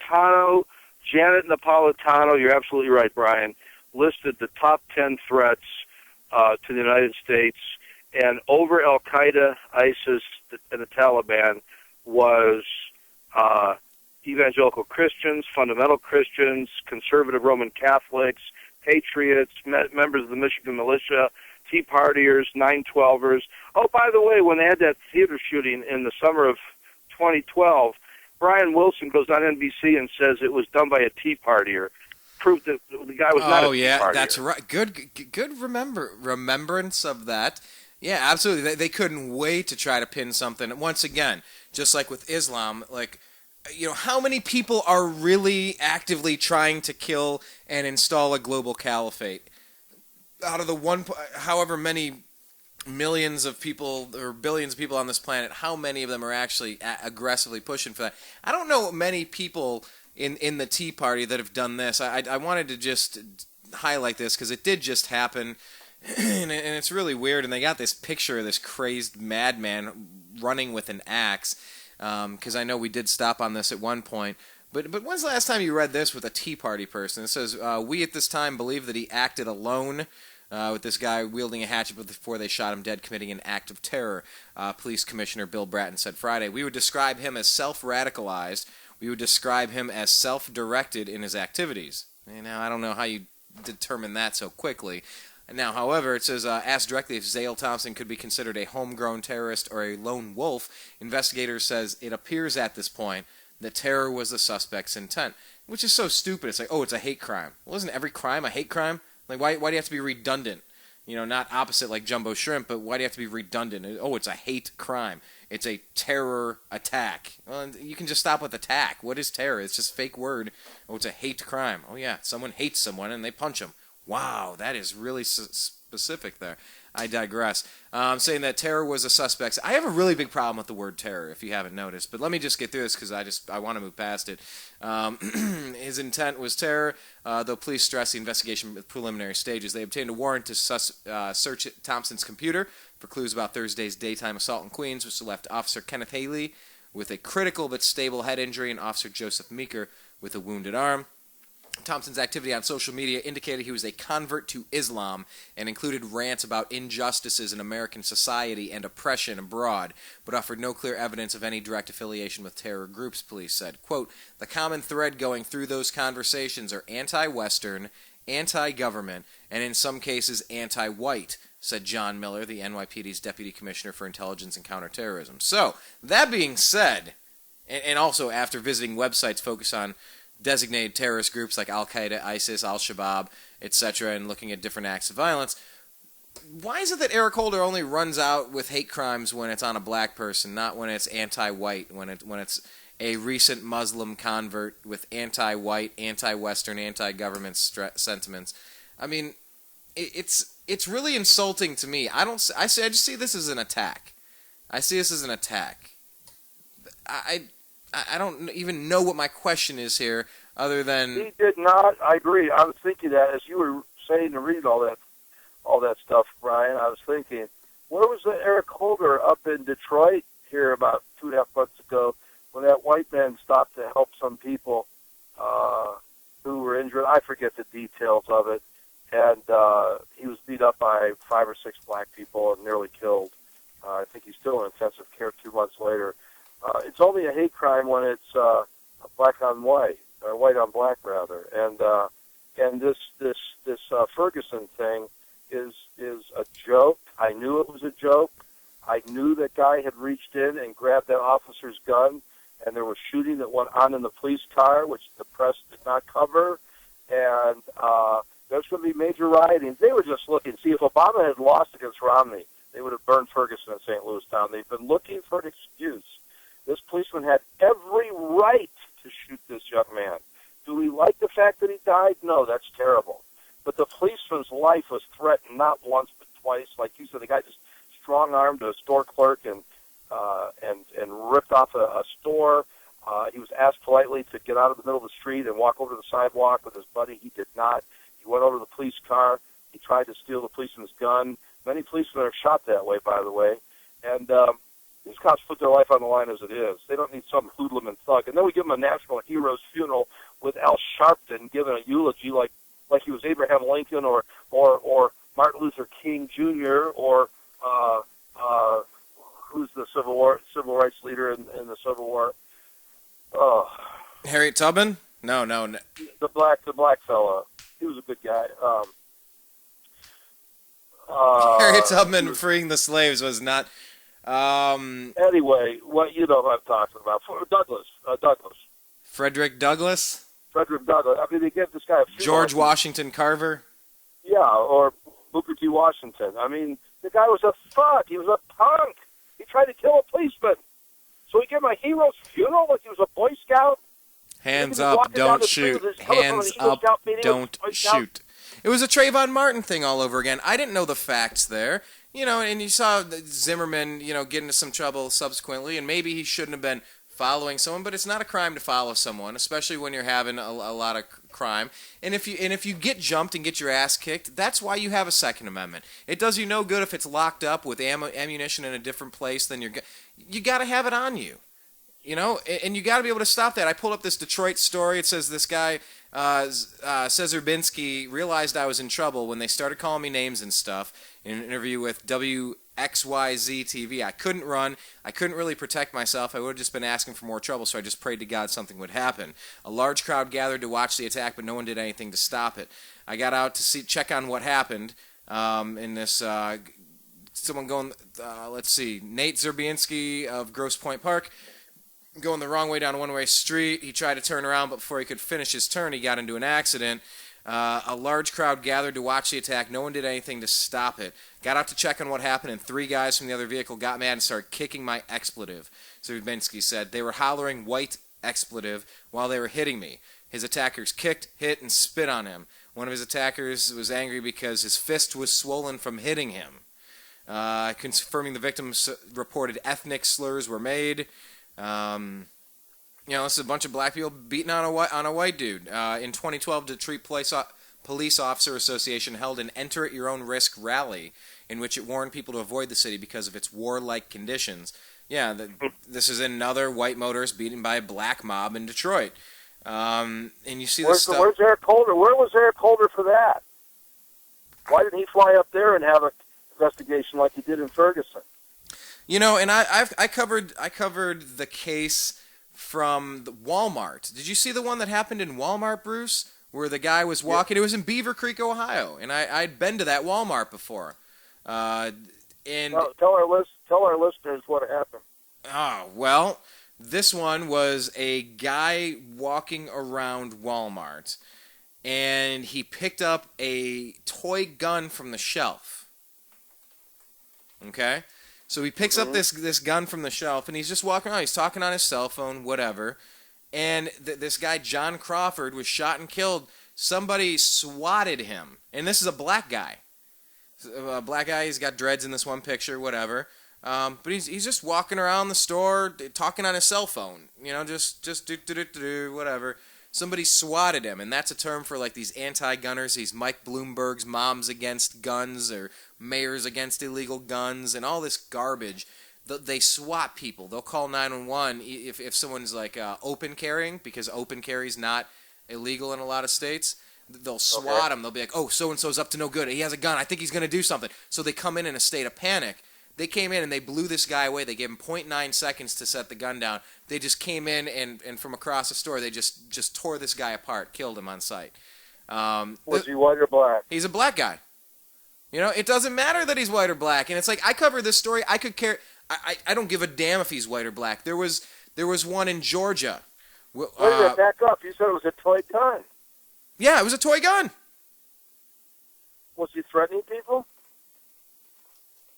No, he wasn't. That's the thing. You look at what they have on video, and they show the surveillance situation with it, and no, he's not threatening people. The caller said, "Oh, he's pointing it at people." There's no evidence of it, and that's a black guy. And I stand up and I defend that like crazy, just like I stand up and defend Kelly Thomas. You got to defend Kelly Thomas, who was beaten by the Fullerton, California police to death. He was a white guy. You stand up and defend anybody, whether they're Latino, whether they're black, whether they're white. I don't give a damn what people look like. I really don't. Well, how about the jackbooted thugs that lined up against the fellow that you went and covered in Nevada? Oh, that'd be the Bundy Ranch. But then he said some quasi-racist remarks. Yeah. These jackbooted thugs, Harry Reid's henchmen, these jackbooted thugs. How many more Wacos and Ruby Ridges and Nevada ranches do we have to have before? You're right. Sometimes by the way, I want to stop a minute and applaud somebody. I have never applauded him before. I have attacked him on national media, on many radio networks, TV, mercilessly. But I want to applaud Bill Maher. I don't know if you heard his monologue about 2 weeks ago. Yes. But boy, did you hear it? Yes. And one thing that he said the night before that, or 2 nights before that, he said, where are the conservatives back in the 80s and 90s? They were against the jackbooted thugs. Now they're for the jackbooted thugs.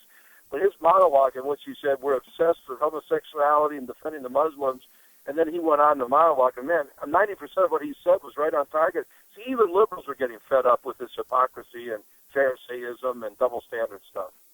Well, let's see if this is the one that you were talking about. Real Time with Bill Maher from October 25th. What really needs a pope, Frank, is Islam. And I think you and I agree on this. I've read your tweets recently, and I was interested to note that you grew up in Kenya. And when that mall attack happened, it was, I think, about a month ago, I was wondering what your thoughts were on that. It was the country of my birth, but I was only 2 when I left it, so, I haven't really formed my opinion. Man, I'm going to try to skip around just to get to Bill Maher's parts here. Extra security here. We don't have to have special security here when there's a Christian who's pissed off. I mean, remember in the 90s when... Hey, that's a great point right there. They do. Good point, Bill. No, we had to have special extra security here. We don't have to have special security here when there's a Christian who's pissed off. I mean, remember in the 90s when Rudy Giuliani was mayor and they had that Piss Christ art exhibit in Brooklyn, and Rudy Giuliani, he was pissed. Christ, was he pissed. But it didn't jump to, and we're going to kill you. You see, I think you're making the argument that Islam is religion, or is that something else? Yeah. I mean, a lot of that is the culture. A lot of that is where you are. I don't think that's you have all kinds of Muslims that have denounced some of the terrorism. I don't think that is Islam. I think that is the distorted use of some, just like they are in any other religion, or atheist. Actually, you know what? I pulled up a different one. This was from October 20. Yeah, But that was good too. I had not heard that one. Yeah, that one. Reverend L. Yeah, Was that the Reverend L. Sharpton with him? Yeah, let's let this roll for just a second. This is Sharpton and actually, what's his name? Michael Moore. Michael Moore's on here. Oh, that fat slob. Go ahead. You bring this up a lot, though, and I'm just wondering. I mean, you seem to be. You've talked about this now for years. You've quoted from the Quran. You're right. I mean, you're very passionate about this because it's a singular threat. You know, Obama was asked. I think it was. And let's be clear. Bill Maher is a Jew, and the Jewish Islamic thing is a thing. So, you know. Yes. Why is this Hollywood guy coming out? Because he's Jewish, you know. So, just for comparison's sake, just for the record. Clooney once. That's a good point. Good point. Good point. And he didn't want to answer the question, and he asked him again. He demurred, and he finally said Pakistan. Mm-hmm. Why Pakistan? Why is it the one thing that keeps the president up at night? Could it be because there's the one country that's Islamist that has nuclear weapons that's crazy enough to use them? Well, beyond that, it's not because of its Islamic, but it's a country that is imploding. You have the security services are deeply infiltrated. This is Valerie Plame, the author of Blowback, the one that was outed by Cheney, if you recall that whole thing. Oh, yes. Yeah, I remember Valerie. The security services are deeply infiltrated by Al-Qaeda, and yes, they have nuclear weapons. How about if we agree on this, that Michael Morgan. There was a guy once that said... Actually, she was outed by Robert Novak, but go ahead. Thank you, sir. Thank you for that correction. Better to cast the log out of your own eye before trying to take the speck out of somebody else's eye. So yes, there is all of this... A log is not a speck. That's why. In a recent poll of a British Muslim, 78% supported punishment for people who drew the cartoons of the Prophet. 68% arrest and prosecution if you insult Islam. Okay, so there's a lack of... They don't have a sense of humor. Is that what you're But this is a high percentage. I mean, the Bible... This is a high percentage. There's no humor in the Bible either. No, but the Bible is not our constitution as it is in so many Muslim countries. No, but you are creating a false equivalency. Since 1980, this country, the policies of this country have been run by the Christian right. They took over and they turned this country into the dark ages, and we are so far behind now with science, education, healthcare, everything. If 40 or 50% of Catholics thought if you left the Catholic religion, you should be killed, you'd be okay with that? No. Okay. And I could actually, I'm kind of interested. I got to get not caught up in just sitting here listening to what's going on. Yeah. No, but yeah, it is. I'm just against violence. I'm against threats and violence and people trying to tell me what to do. And you run into where Islamists might want to tell me what to do. Christians might want to tell me what to do. My government might tell me what to do. And it just comes down to the basic component of let's not do harm to others. That's it. That kind of solves so many problems on this planet. But really, unfortunately, religion does get out of control. And kind of like Bill Maher said, you know, when you have Piss Christ over in New York City, you don't have to hire extra security, but if you draw a picture of the Prophet Muhammad as a stick figure, everything burns and everything shuts down, and everybody, these people want to kill Well, I'm sorry, you don't have the right to kill. Kill yourself if you want to kill. Start with you. Salman Rushdie, who writes a best-selling book called Satanic Verses, has to go into hiding for 30 years. Yeah. I don't know. Where's the freedom of speech and press in Islam? And why aren't these Muslims all standing up? That's the thing. See, when Tim McVeigh was blamed for the bombing in Oklahoma City, Christians of all shapes, stripes, and varieties stood up and condemned it. I stood up publicly and condemned the murder of that abortion doctor in his church on a Sunday morning at that Lutheran church in the Midwest. But you never hear a Muslim, or very, very, very, very few. You don't hear hardly any Muslims standing up across the world condemning all this garbage. Where are the leaders of Iran and Pakistan and Sudan and Somalia condemning all the murders that ISIS are doing? Saudi Arabia, hello, Jordan, Lebanon. I don't hear any condemnation of ISIS. They're applauding ISIS. So something's got to give, and it just doesn't seem very clear to me what side this president is playing for. If touch on Ebola before we get out of here, Bruce, because if you can't seal the southern border and refuse to seal the southern border just because you want your Democratic Party to win indefinitely in 10 years, and you're exposing us to all this tuberculosis, all of the crime that's coming through, all the drugs that are coming through, and for me, I just wanted to decriminalize it, sell it at 7-Eleven so no one has an incentive to kill and murder and rape and pillage for drugs anymore. Just make it available and just regulate it and just like alcohol. And then you try to provide messages showing, well, here are the dangers of becoming an alcoholic, and then everybody learns and you deal with it, but take the money and the power away from the drug cartels.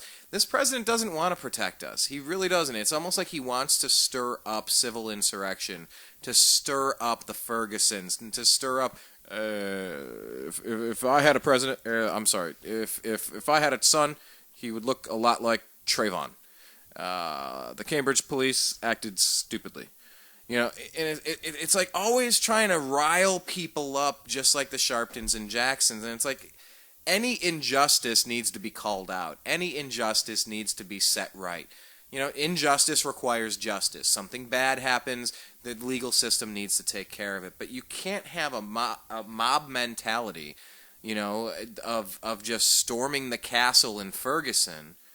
The one good thing that came out of Ferguson, though, is that the military response scared the hell out of me, because the military is not supposed to be the police. Posse Comitatus says it's supposed to be different, and it's for all of our own protection.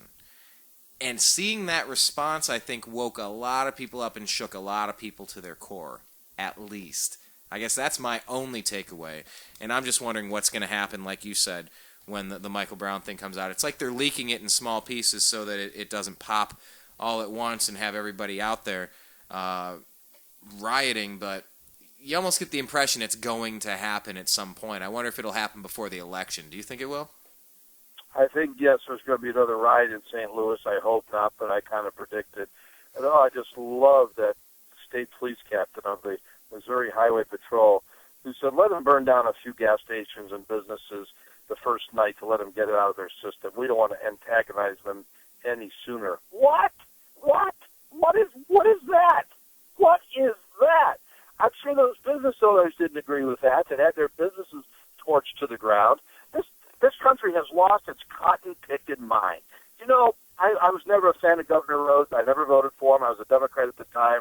But and I don't think they were right. I think it was wrong. But you know what? The facts are, Brian, just down the road from where you and I hail from, Brunswick, Akron, Broadview Heights, at Kent State University, when those 4 students were shot, 4 dead in Ohio, Osby Silvernash Young, there was never another campus riot after that. And that is a fact. It was terrible. It shouldn't have happened. But when Governor Rhodes sent in the armed National Guard and shot those 4 students, and that was all a contrivance of the Communist Party. Half those students there didn't even go to Kent State, and there were kids from Russia. It was bad. But anyway, after those 4 students were terribly shot, and I feel for their parents, the reality is there was never another campus riot. We tolerate this garbage, we tolerate this garbage, we tolerate this garbage. Let them burn down a few businesses the first night so they can get it out of their system. That highway patrol captain should have been fired. It's just unbelievable. And Obama, he said if he got elected, there would be no red states or blue states. There would be no more discrimination or prejudice. Race relations were really improving in this country. They really, truly were. And Obama has taken us back to 1965 to 1968. The cities were burning again. He is an antagonist. He is not a peacemaker. He has been the worst president this country has ever had. And I think you would agree that your uncle is a student of presidential history. He is by far the worst president, Republican, Democrat, Federalist, Independent, Whig, that we have ever had and probably ever will have. As bad as Hillary Clinton would be, and she would make a terrible president, she would still be a lot better than Ebola, Osama, Barack Hussein Obama. Satoru. Da-na-na-na. No, I went to a liberal state university, and I couldn't stand it. I clashed with these ideologue professors all the time. They wanted to push communism and Marxism and all this white guilt crap at me. It's like, show me where communism or Marxism or socialism has ever worked in history. They never could.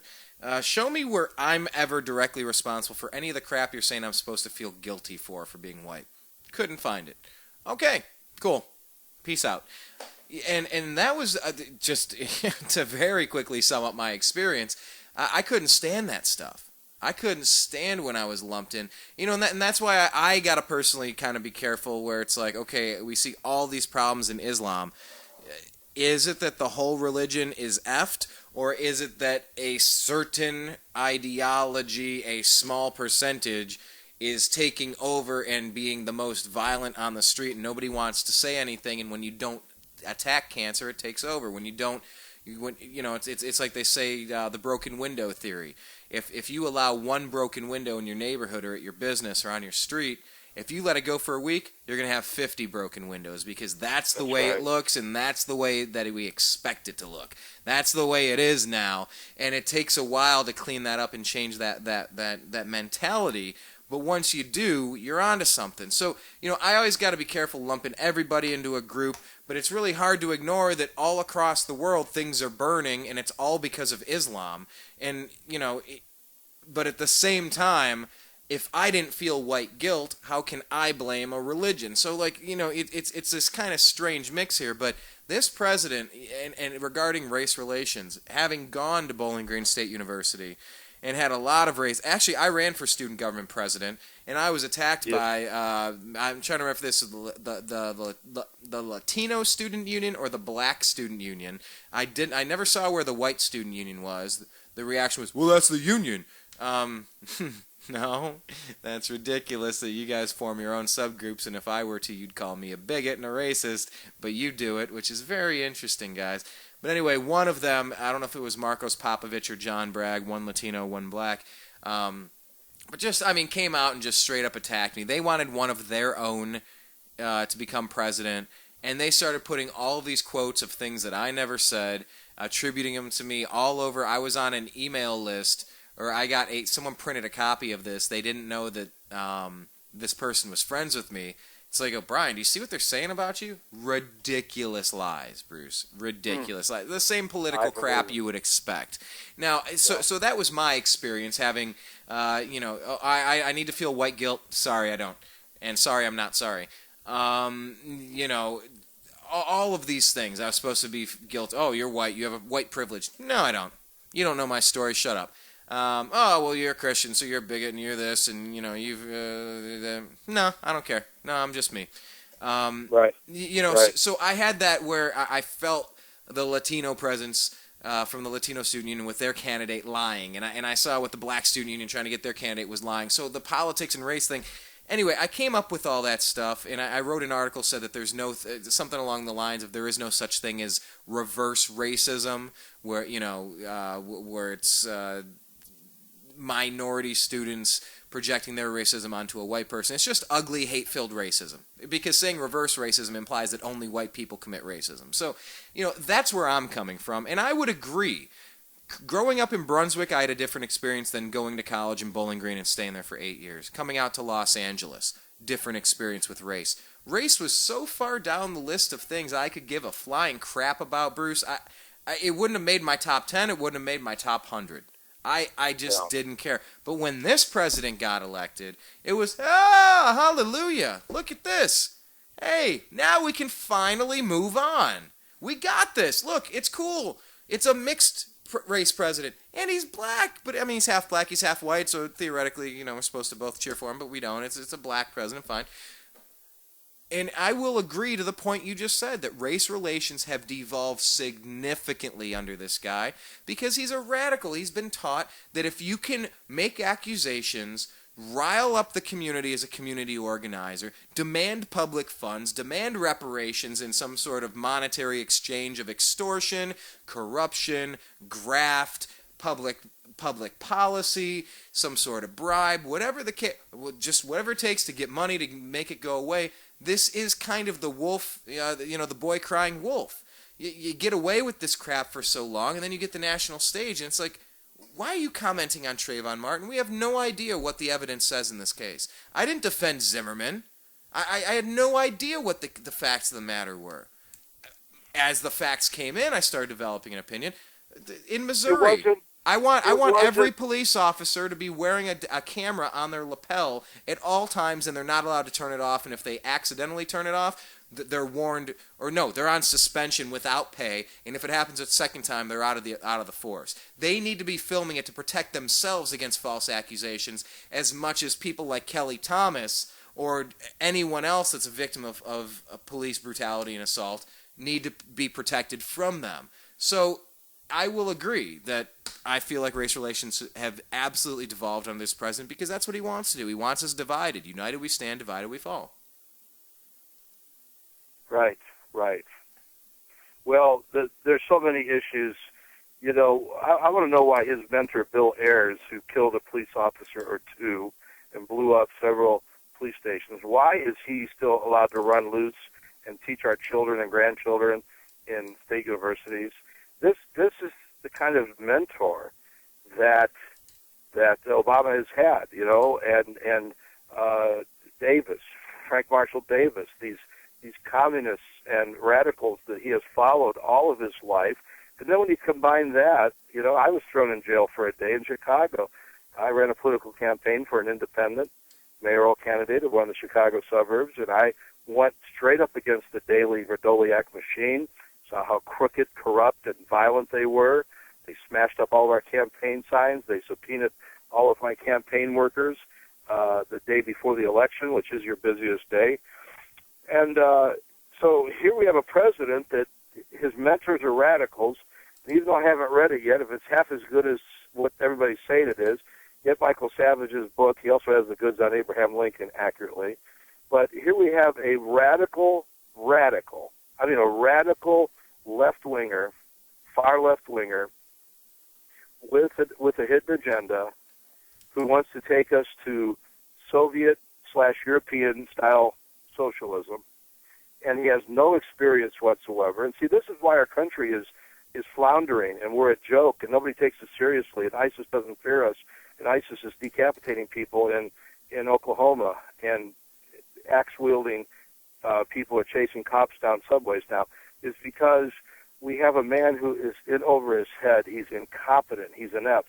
Is he intelligent? He's very intelligent. Does he have an agenda? Yes. He wants to see America reduced to a third world nation because he apologizes for our quote-unquote colonialism and our imperialism. Well, you know what? Thank God for a little colonialism. We took the gospel to Africa. We've improved Asia. We've helped every stinking country in this world, and everybody wants to move to the United States because of our prosperity and our wealth. I do not apologize for America being number one, but Obama wants us to take us out of the top 10. So we have an incompetent, inept president with no experience who has a radical, far left-wing agenda. And let me reiterate, anybody who votes Democrat, on November 4th or in the early voting leading up is either a moron, a communist, an atheist, or just plain stupid. What do you really think, though? Well, let me tell you what I really think, Brian. No, and by the way, I want to, all the Christians that are out there listening to me, I don't care if you're a Baptist, a Nazarene, Assembly of God, Lutheran, Presbyterian, Mennonite, I don't care what you are. If you don't vote, shame on you. Christians have not voted since Reagan. That's a fact. 80%. Oh, I heard Michael Moore on that little clip.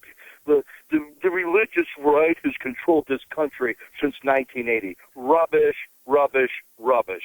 Well, you did. However, you did say that the good thing that we did was take the gospel to Africa. Like, they need us to preach our version of God to them, and I mean. Well, yeah, like Archie Bunker said, you stick the native over in Africa under the water until they see the light, and then you let them up. No, you take them the beautiful, blessed, sweet gospel of Jesus Christ, and many great preachers have been African. My favorite preachers are African American or African preachers, and I encourage your listeners to go online and listen to Dr.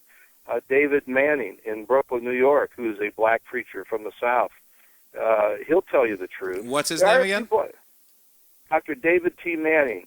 Listen to him. He pastors a black church in New York City, and he has the goods. He'll tell you that if everybody has all the answers, if communism and socialism are so good, then why is Africa still in the Dark Ages? And if America is, this is a black man talking, if America is so bad and so evil and so imperialistic, then why do we have the best freedom, up until recently, the best freedom of speech, the best freedom of press, the best constitution, the most wealth in the world, all the computers were, Bill Gates, Edison and the light bulb, Alexander Graham Bell and the telephone, you just name it, man. Ford and the Model T, every invention has either come out of America, Israel, England, or Germany. And Manning will tell you. Manning will tell you these things. He's a black preacher. No, so, I got him pulled up here. He's exactly the one I was thinking of. He is an interesting. I love the guy. Interesting man. I love the man. And he has to have bodyguards around the clock. If the left wing are so loving, then why do they threaten to assassinate preachers or threaten to put them in jail for preaching against homosexuality like our Houston mayor? It's crazy. So let's bring a bunch of Ebola patients. By the way, we have a strain of flu that's going through Texas. And a lot of doctors are saying it's because of all these illegal immigrants coming up over the border through Mexico from Central America. Does Obama care about that? No. Let's spread all these different varieties of the flu. Let's bring Hong Kong flu and Asian flu and bird flu and swine flu. Let's bring that over from the south, and then let's fly in all these Ebola patients from northern Africa. Boy, we can have all kinds of pandemics going on. Oh, it'll just be wonderful. And then we'll put Dr. Freakin in charge so he can scare the people even worse because he doesn't know what he's talking about. And then if he doesn't talk, we'll put a political hack who tried to rig the Florida recount in 2000. Let's put him in charge. Brian, this is unbelievable. Unbelievable. Do you know I've been approached by 3 or 4 people that I should run for president? And I've decided, no, I'm going to go on every media outlet that I can and just start speaking the truth, speaking reality, speaking the gospel of Jesus Christ, the love and peace and free salvation, full salvation of Jesus Christ. I can have more. The president doesn't, like you said it yourself, the president doesn't have much influence anymore, except this one, because he goes around Congress and violates the Constitution. Quote, I have a pen and a phone. I don't need Congress. I don't need the Constitution. I don't need the Republicans. Hold it, bud. You were the one who said that you were going to work with Republicans when you ran the first time, that there were no blue states, no red states. You were going to be the president of the Southerner, the white man. Oh, my soul. You're going to tell us you're going to be the president of just the radical left-wing minorities. And by the way, he and Al Sharpton keeps saying that there's still all this racism, as if not one white man voted for Sharpton. I know a lot of conservative Republicans, several, that voted for Obama not once but twice. I think they need their heads examined. But they acted like not one white person ever voted for Obama.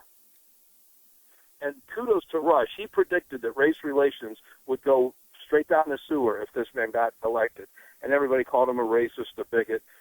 Rush Limbaugh was right on target like he usually is. Yeah, him and Hannity, it's because they actually took the time to figure out who this guy was and who taught him and what his ideologies actually are. And they're not good. They're very spiteful and vitriolic. They're very punitive. A little bit like ISIS, if you think about it. Exacting revenge and using the strength of government as a weapon against your political opponents, I believe he said at one point. Yeah, it's... but we have 2 years of this stuff. I've heard some people say that there will not be a 2016 election. We'll see about that. Yeah. Well, a lot of people are saying across the country, Democrats and Republicans, conservatives, and even some liberals now, that Obama wants an Ebola pandemic so he can declare martial law that way. I was worried when I said if there are 3 cases of Ebola in this country, we are screwed. Well, you got your 3rd case today. Yeah. Hey. Actually, there have been 8 cases total. Yeah, some of these are getting cured, some of them aren't. Who knows if it's actually airborne in cold weather? Who knows if they're hiding statistics? I mean, you just can't trust anything that these people say.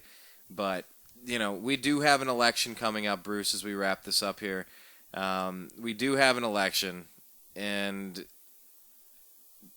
at least theoretically we have the power to put people in charge if the voting machines aren't rigged, if they're not just... May I say something, Brian? Yeah, please. Before I forget, and we can come back to it at the very, very end and completion of this wonderful broadcast, my Cowboys are 6-1. Hello. But getting back to the point. Wait, that's what you're going to say? Because we were 3-2 up until we choked last week, and we played 2 powder puffs the next 2 weeks. I love the Brownies, too. I love the Steelers. I love the Browns because of my Pittsburgh roots and my Cleveland roots. But I've always, even back when I was a little boy in Ohio, my favorite team, even back in the 60s and 70s was the Cowboys. So, but anyway, now I live here, so I'm a double Cowboy fan. But listen, Brian, the media and the Democrats will tell you your vote does not count. Let me tell you a story about when I worked for a Chicago radio station in closing.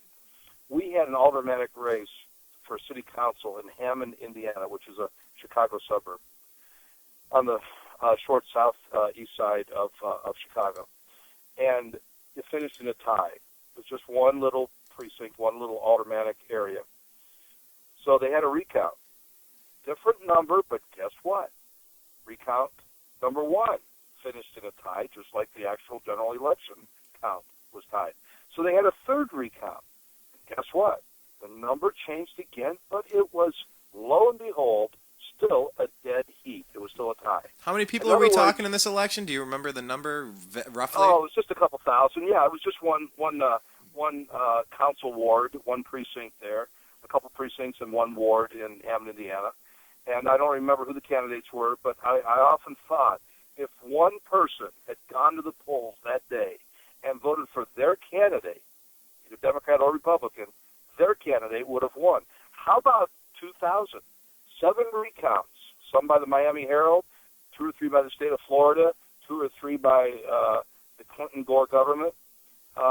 Every recount showed that George Bush won. But the final recount, 69 votes in 2 Florida counties, handpicked the president, George W. Bush, 43, over Senator Al Gore, Vice President Al Gore. 69 votes picked up. So don't let the media, folks that are listening to this tremendous broadcast, don't listen to the media, and they constantly tell you that your vote doesn't count because of this or that, or the Electoral College, or the voter fraud. All the more reason to get our people out, to get the constitutionalists out, to get the independents out, to get the conservative Democrats out who love Jesus, to get the Republicans out, to get the Tea Partiers out, to get the 912ers out, to get these people out en masse, because we know in Chicago and Nevada and Florida and Louisiana and Ohio, there's going to be, in Pennsylvania, there's going to be massive voter fraud, Wisconsin. So instead of just, let's do what we did for Reagan. Your dad loaded up neighbors. He went with your next door neighbor on Hancock, Jeff, and they took neighbors And all over America, people loaded up their station wagons, their SUVs, their pickups, their cars, and took neighbors to vote for Reagan. Landslide. And that hasn't been done since 1980 and 84. Well, it's time we go back to it and throw these bums and these liberals and these socialists and these God-haters and these Islamist lovers and these radical left-wing lesbians, throw them out of office and take back this country. I'll tell you what. There was a shellacking in 2010. You remember when President Obama referred to that Tea Party wave as a shellacking, right? Now, I really don't understand what happened in 2012. I really don't get how this country made the same mistake twice, but it did. Okay, fine. But that Senate needs to switch away from Democrat power, away from Harry Reid. Am I supporting Republicans? No. Am I going to say that I'm supporting Republicans and encourage you to? No. What I will say is Harry Reid must go, and he's a Democrat. So at all turns, yeah, you guys need to vote against the Democrat for sure, and at least handcuff this president from doing half of the crap that he's going to try. And who knows, maybe he'll be even more emboldened. But this really is a referendum on the president. This really is a referendum on all the lies with health care. These clowns, these Democrats in Congress, passed Obamacare. I don't understand why he's not in jail for fraud. They knew what this was going to do, and it was fraud to sell it as something else. Insider trading, since people, Martha Stewart can go to jail for insider trading, but we can't do something for all these senators and everybody in Congress that just committed fraud with Obamacare. Yeah, there needs to be a reckoning here now that we know that if you like your doctor, you can keep your doctor, period, is a lie. It's a straight up lie. So, Bruce, I love this show, Agree to Disagree, because, when you touch on religion and race, Lord Almighty, that's where it all flashpoints together. But there needs to be a place where you can agree to disagree and continue the conversation. So I'm going to encourage people to continue leaving comments on the YouTube page. Who knows, Bruce, maybe you could log in and leave some comments as well. I'll try to do the same. And just once again, man, I just appreciate you being on the program, buddy. Hey, let's do it again in November on the JFK assassination. I got new information on that. Yes, Bruce, the author of Eternal Flame about the JFK assassination. Check that out if you can find it. Out of print for now, might be coming back online soon. All right, that sounds like a plan. We'll revisit the JFK thing, and we'll talk again soon, Bruce. Thanks for your time. And everybody, independent, Republican, libertarian, go and vote against the establishment. Amen. Thanks, Brian. I love you, bud. Absolutely. You take care. You have a great night. Thank you so much for joining us here again on Agree to Disagree. Make sure that you check out our homepage, thenewamericanmedia.com. On the middle right of the page is our Facebook, or you could search for The New American Media with space in between and like the page. Underneath that on the homepage is Twitter at American_media_, and on YouTube, subscribe to youtube.com/The New American Media. Yeah. Religion, politics. Let's just leave it at that. Religion and politics. That's why we designed Agree to Disagree, because there's a lot of different opinions, and a lot of people get really upset with any of this conversation. So occasionally you blend it together. Religion and politics. And race. Good times. Let's see. Next Friday will be Halloween, so have a really good Halloween. Stay safe this weekend, and I'll talk with you again soon. Take care. Make sure you go vote. And peace.